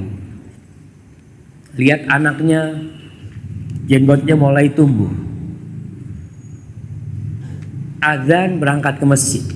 Kalau jenggotnya panjang nggak ke masjid, nggak repot orang tua. Karena orang tahu, oh gaya sekarang ya, anak muda sekarang, bagus lah. Tapi jenggotnya panjang ke masjid, takut orang tua. Aduh kata dia, ikut aliran apa? Itu jamaah. Allahu Akbar. Ini fenomena yang kita lihat ya. Karena kalau orang tua ya perlu pencerahan. Jadi antum sabar. Ketika antum dikatakan sesat, antum iya mengatakan iya ayah, aku sedang mencari kebenaran. Mungkin yang aku kerjakan sekarang salah, aku mohon arahan ayah. Orang tua antum cinta sama antum. Ana yakin orang tua cinta sama anaknya. Nggak ada tuh orang tua yang mau melemparkan anaknya ke neraka, nggak ada. Kenapa orang tua mengatakan itu? Karena yang dia tahu, tadi yang sampaikan, image orang jenggotan ini nggak baik. Dia tahu tuh, kau jangan kayak fulan tuh anaknya fulan. Sejak ke pengajian ke masjid jadi kasar sama orang tuanya, nggak berbakti sama orang tuanya, nggak nurut sama orang tuanya. Itu terjadi, sehingga yang harus kita lakukan merubah image itu. Antum harus tampil lebih baik lagi di depan orang tua. Tuh yang pakai celana cingkrang, sholat ke masjid pakai celana cingkrang, mulai sekarang jangan pakai sarung. Iya. Pakai sarung kan nggak kelihatan antum cingkrang apa enggak. Nah, tapi kalau sudah celana cingkrang, orang di masjid mau rapat softnya sama antum nggak mau. Allahu Akbar, nih yang katanya ustaz aliran sesat ada di samping ana sekarang. Itu gara-gara pakai celana cingkrang. Jangan pakai celana, pakai sarung kalau ke masjid. Ketika ke masjid kan enak semuanya. Nggak ada orang ngomong sarung cingkrang, nggak ada aliran sarung cingkrang, nggak ada. Makanya antum gitu harus lebih baik lagi antum berdakwah kepada masyarakat. Dan insya Allah orang kalau pakai sarung, pakai gamis itu tidak mempersalahkan. Tapi kalau sudah pakai celana dan kadang-kala ada yang terlalu semangat, cingkrangnya terlalu tinggi sampai hampir ke dengkul. Ya masyarakat belum siap nerima kayak gitu. Kan boleh sampai ke mata kaki, yang penting nggak nutup mata kaki gitu loh. Sehingga kelihatannya masih keren gitu loh. Ustaz, kita melaksanakan sunnah bukan keren dan tidak keren, tapi karena menegakkan sunnah Nabi Muhammad. Allah, ya afwan anak kalau gitu anak salah. Nah, Ustaz, jika seorang wanita sudah menikah, amalan yang diutamakan adalah suaminya. Seperti apa mengutamakannya? Ya sudah, suaminya surga dan nerakanya. Surga dan nerakanya. Kalau bicara surga dan neraka, apa aja yang buat suamimu bahagia kau lakukan. Banyak rumah tangga kacau itu penyebab pertama adalah suaminya karena mendapatkan istri yang tidak bisa menerima dia apa adanya. Penyebab utamanya siapa? Suami. Karena milih istri yang tidak bisa menerima dia apa adanya. Ana baca di sebuah kitab, subhanallah, kisah di masa lalu di kota Mekah. Ada seorang lelaki yang kalau menikah selalu istrinya itu minta cerai. Selalu istrinya minta khulu. Akhirnya sudah banyak wanita yang mantan istri. Omongan di kota Mekah itu jadi gak nyaman. Suatu hari dia ingin menikah. Datang ke seorang wanita. Dia datang ke sana, melamar tuh wanita, diterima sama wanita itu. Ketika diterima, laki ini ngomong, kau udah tahu tentang aku? Kau dengar? Iya, aku tahu. Orang-orang tuh yang aku nikahin selalu minta cerai. Nanti kau minta cerai lagi, kata dia. Apa kata wanita ini? Orang yang buruk adalah orang yang memaksamu, membuat mereka minta cerai kepadamu. Maka insya Allah aku akan bersabar. Betul nih jamaah. Ini lelaki sama wanita hidup bahagia jamaah. Karena si wanita ini tahu dengan penyebab marahnya sang suami. Dia tahu suaminya nggak suka ini. Ya udah, jangan lakukan itu. Suaminya tidak mau datang ke rumah dalam kondisi rumah kocar-kacir umpamanya. Dia melakukan itu. Suaminya tidak mau makan ini dan itu. Dia penuhi semua. Sehingga suaminya nggak punya kesempatan marah di rumah. Dia mau marah, mau marahin yang mana? Nah, bikin tuh suaminya nggak bisa marah. Sebagian wanita kan merasa, kenapa kau marah-marah? Nggak tahu sama hadis Nabi SAW, la taghdab, jangan marah. Dikasih hadis la taghdab, malah marah suaminya. Nah, bagaimana cara berbakti dengan orang tua untuk wanita yang sudah menikah? Terlebih orang tua bapak. Terutama orang tua hanya adanya bapak dan wanita satu-satunya adalah keluarga tersebut. Nah, terus berbakti sama orang tua. Cuma memang ada batasan-batasan. Kalau dulu kau bisa melayani orang tuamu setiap kali kau mau, kau bisa pulang ke rumah orang tuamu, kau bisa datang ke sana, tidur di sana. Sekarang, karena kau sudah memiliki seorang suami, kau mau ke sana harus izin, mau nginep di sana harus izin, semuanya harus izin. Maka tetap kau utamakan suamimu, kau berbuat baik kepada suamimu, insya Allah suamimu akan membantumu untuk berbakti kepada bapak. Jangan minta sama suami. Ini ibu-ibu nih, Ustaz, kalau nggak minta suami ini nggak paham-paham Ustaz, kata dia. Ya memang ada suami-suami yang koneksinya itu buruk.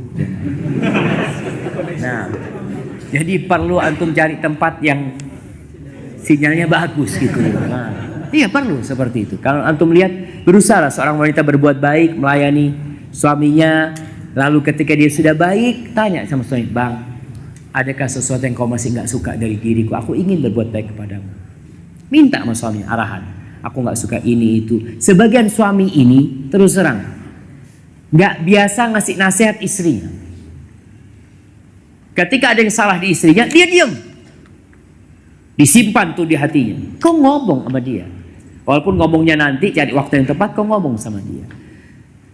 Sebagian suami mengatakan, kau itu seperti istrinya fulan lah. Kalau bisa. Itu gak suka wanita. Dibandingkan seperti itu gak suka. Ngomong aja kita apa yang kita tidak sukai. Ketika wanita sudah baik sama suaminya, dia berusaha untuk melayani dengan baik. Ya sekarang, kau bisa minta. Bang, aku kok kepingin bang ya ngasih sesuatu buat ayah.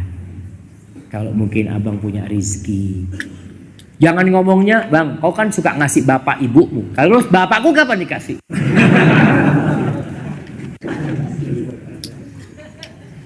Nah, Ustadz, to the point, Ustadz.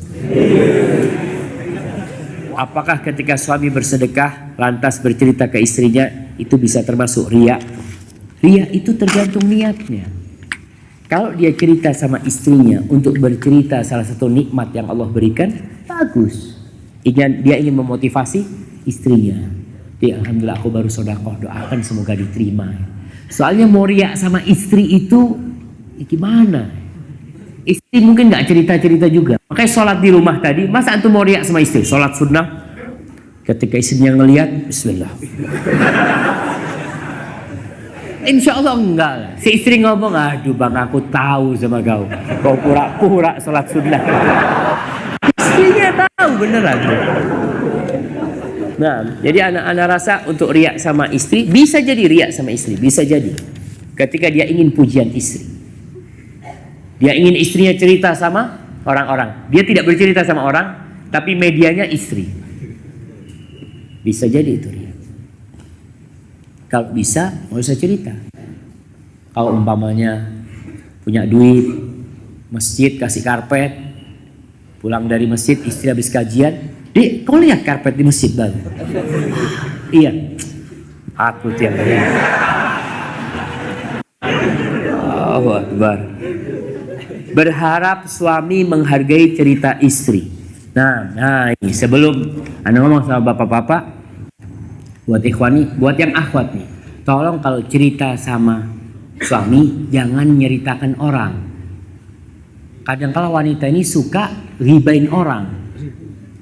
Kalau ribain orang memang pantas suaminya tidak mendengarkan, itu pantas dan seharusnya mengatakan, deh, kau cari bahan yang lain lah.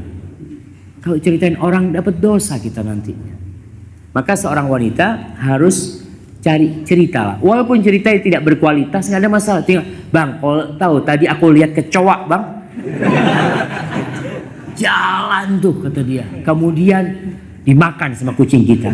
Apa cerita? Nah, tapi cerita itu kan nggak ngomongin orang gitu. Kemudian seorang lelaki harus menjadi pendengar setia. Dengarkan tuh omongan istri. Walaupun kau udah tahu. Karena terus terang mungkin sebagian lelaki itu lebih canggih dalam teknologi.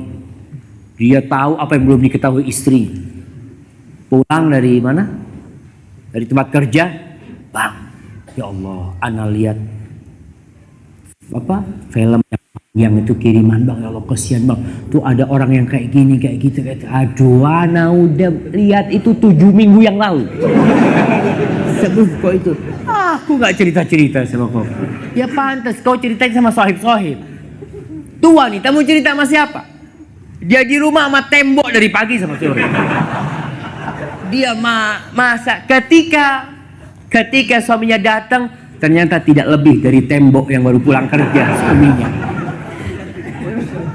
Nah, dengarkan. Rasulullah SAW mendengarkan ceritanya Aisyah. Banyak hadis-hadis itu adalah ceritanya Aisyah kepada Nabi SAW.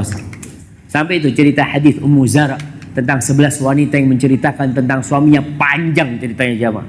Nabi itu dengerin. Ketika selesai dengar, Nabi kasih komentar, menunjukkan bahwa beliau mengikuti cerita. Sebagian kita ketika selesai cerita, bang, menurut abang gimana? Oh, gimana tadi ceritanya? Udah lama cerita, gimana ceritanya? Ya, suami harus baiklah sama istri.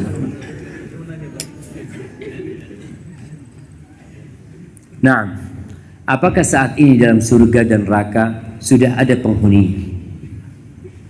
Kita tahu bahwa Rasulullah Sallallahu Alaihi Wasallam yang akan membuka pintu surga pertama. Lantas bagaimana saat Nabi Alaihi Wasallam saat Isra, di mana perlihatkan surga dan neraka. Surga dan neraka sudah ada. Surga dan neraka sudah ada. Dan terus pembangunan surga dan neraka itu dilakukan. Proyek-proyek itu dilakukan. Seperti pembangunan rumah, istana yang sholat 12 rakaat dibangunkan rumah.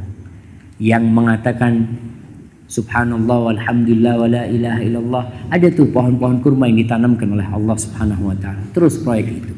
Adapun penghuninya, ada yang sudah di dalam sana, tapi jasadnya masih belum bisa masuk ke sana. Jasadnya masih di bumi sini. Nanti ketika dibangkitkan baru roh sama jasadnya akan masuk ke sana. Jadi mereka yang dikatakan bahwasanya ruh-ruh orang yang mati syahid, kata Nabi alaihissalam, di mana? Arwahu syuhada fi jawfi tayrin khudrin tasrahu fil jannah haitsu tasha. Tuh, ruhnya orang-orang yang mati syahid itu dibawa di burung-burung, di perutnya burung-burung yang hijau, yang mereka terbang ke surga di mana aja mereka mau. Lalu mereka singgah di tempat seperti lampu-lampu yang menggantung di bawah arsy Allah Subhanahu wa taala. Tapi itu rohnya. Adapun jasadnya belum. Karena jasadnya masih di sini. Nanti ruh-ruh itu akan dikembalikan ke jasadnya, kemudian nanti mereka akan dibangkitkan pada hari kiamat, dibawa ke padang mahsyar, lalu di sana ada hisab dan nanti mereka akan melewati jahanam menuju ke surga, dan surga Allah ketika itu masih tertutup. Karena semua yang di surga udah keluar, ruh-ruh tadi yang disebutkan oleh Nabi alaihi salatu wassalam. Barakallahu fikum. Seperti itu kiranya jemaah.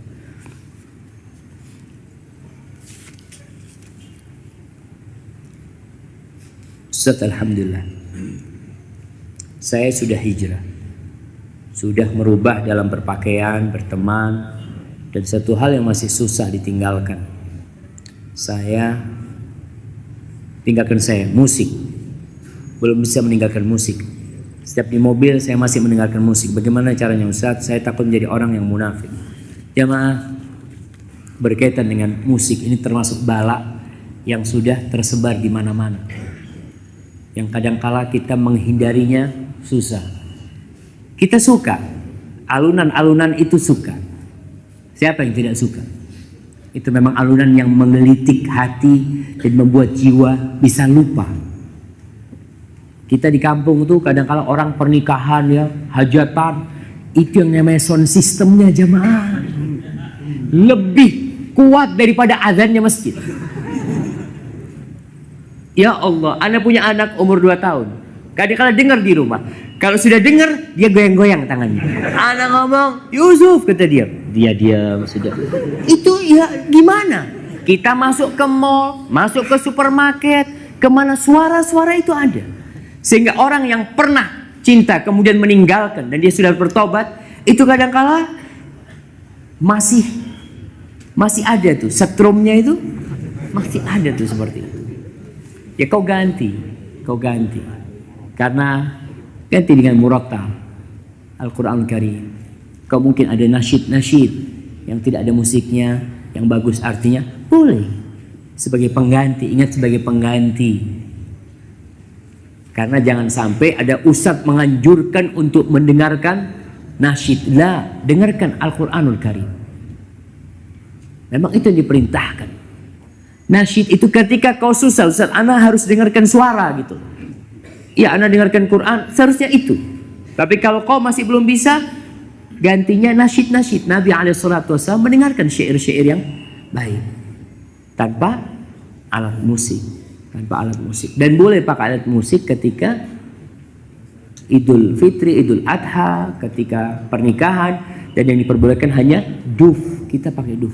Dan kita perlu jamaah, perlu menampakkan kepada masyarakat sunnah itu indah. Kita ini kadang-kala salah memang. Kita Masya Allah, undangan pernikahan yang disetel, hal ataka hadithul ghasyiyah, kiamat jemaah. Allahu Akbar. Kita ghasyiyah ini kiamat nih.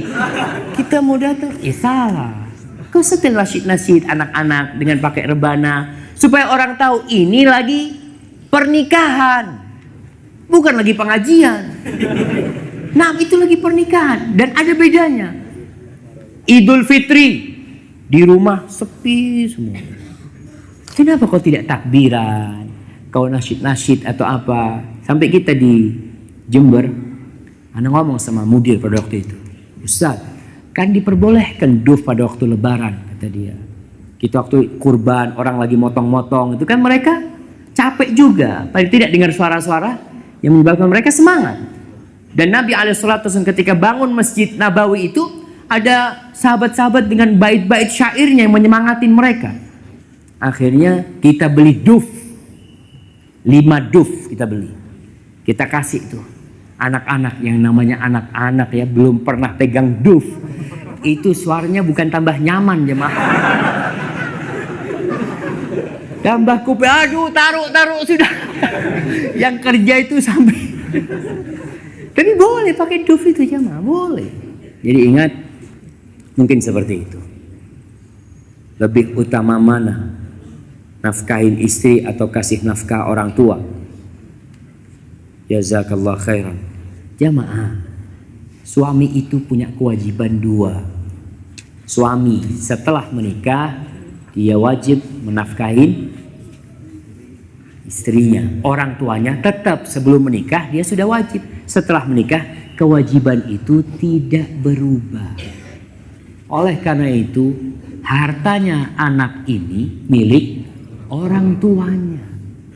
Kalau kita bicara lebih utama mana, itu kewajibanmu dua-duanya. Tapi kalau sekarang kau punya duit, ini ada duit Ustaz cuma 1 juta. Abah butuh sama duit itu. Istri kepingin lah untuk ini itu macam-macam.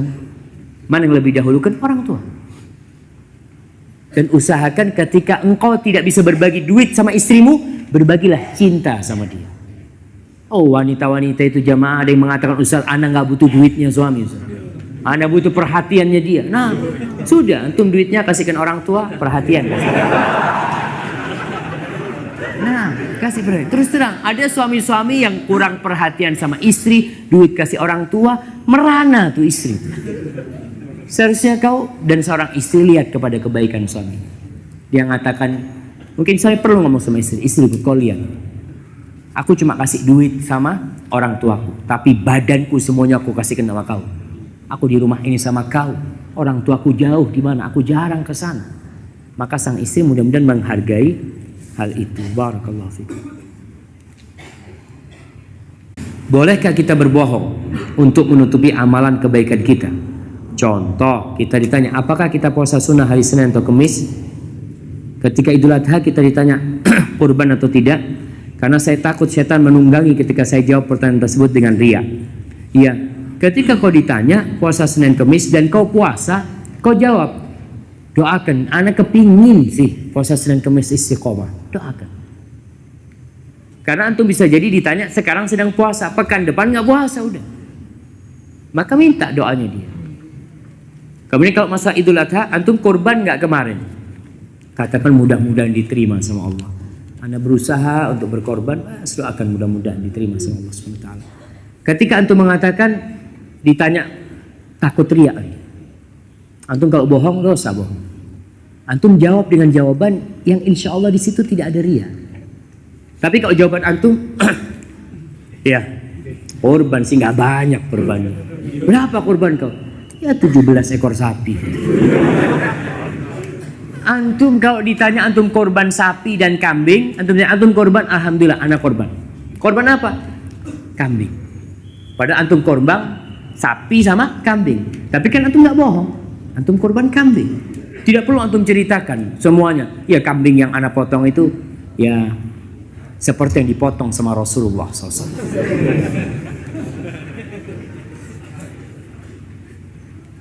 Nah, di cerita Ustaz tadi yang tentang wanita hitam, Ustaz mengatakan bahwa husnul khuluq adalah yang paling berat ditimbang. Tapi di suatu hadis disebutkan kalau amal yang pertama dihisab adalah sholatnya. Jika sholat benar maka selamat dia, dan jika sholat rusak maka tidak dilihat lagi amal lainnya. Masya Allah, barakallahu fiik. Ya, pertanyaan yang menarik sekali nih jamaah.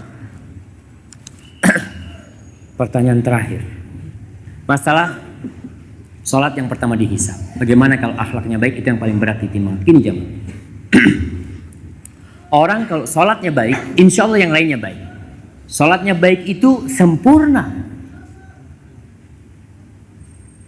Allah berfirman, fawailul lil musallin.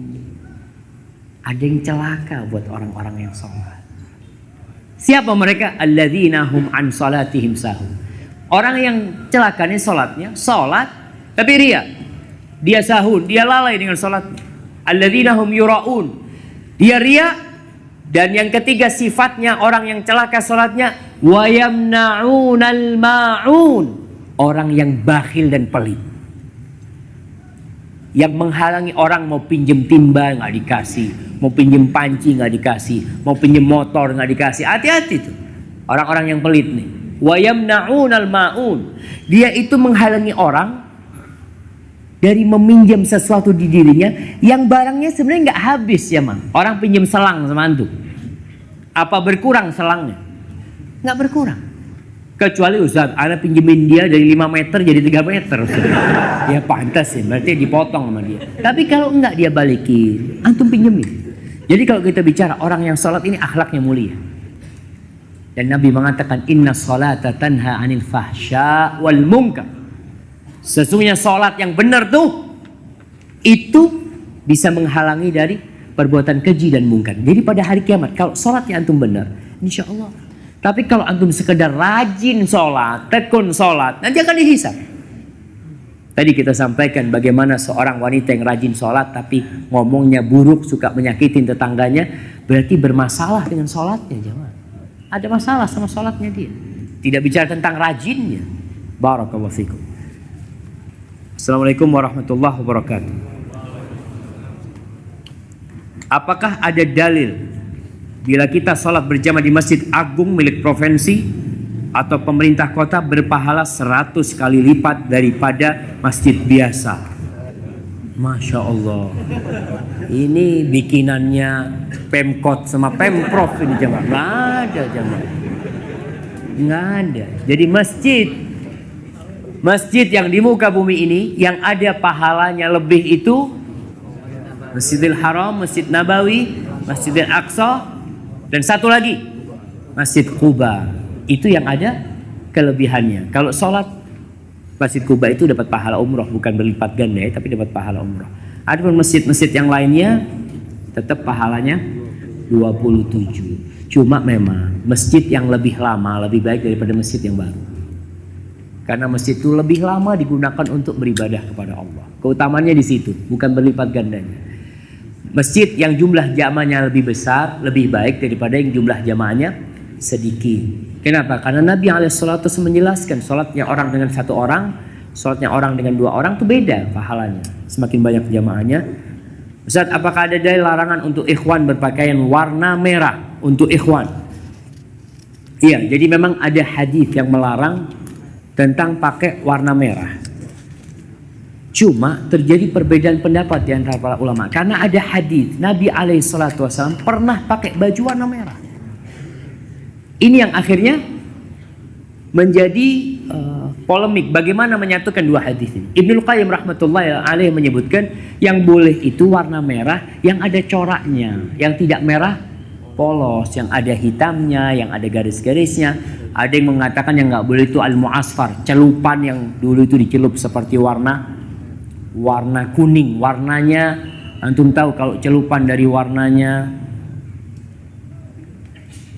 kunir, model kayak gitu tuh, itu ada larangan. Tapi Nabi SAW pernah pakai baju warna merah, tapi tadi disebutkan merahnya itu tidak merah polos. Jadi larangan itu adalah merah yang polos, yang mungkin warnanya menjreng. Tapi kalau yang enggak, insya Allah nggak apa-apa jamaah. Hadza wallahu a'lam bishawab. Apabila yang anda sampaikan benar itu dari Allah Jalla Jalaluh, kalau ada yang salah dan kurang berkenan, itu dari diri anda pribadi. Allah dan Rasulnya terbebaskan dari kesalahan itu. Subhanakallahumma wa bihamdika asyhadu an la ilaha illa anta astaghfiruka wa atubu ilaik. Assalamualaikum warahmatullahi wabarakatuh.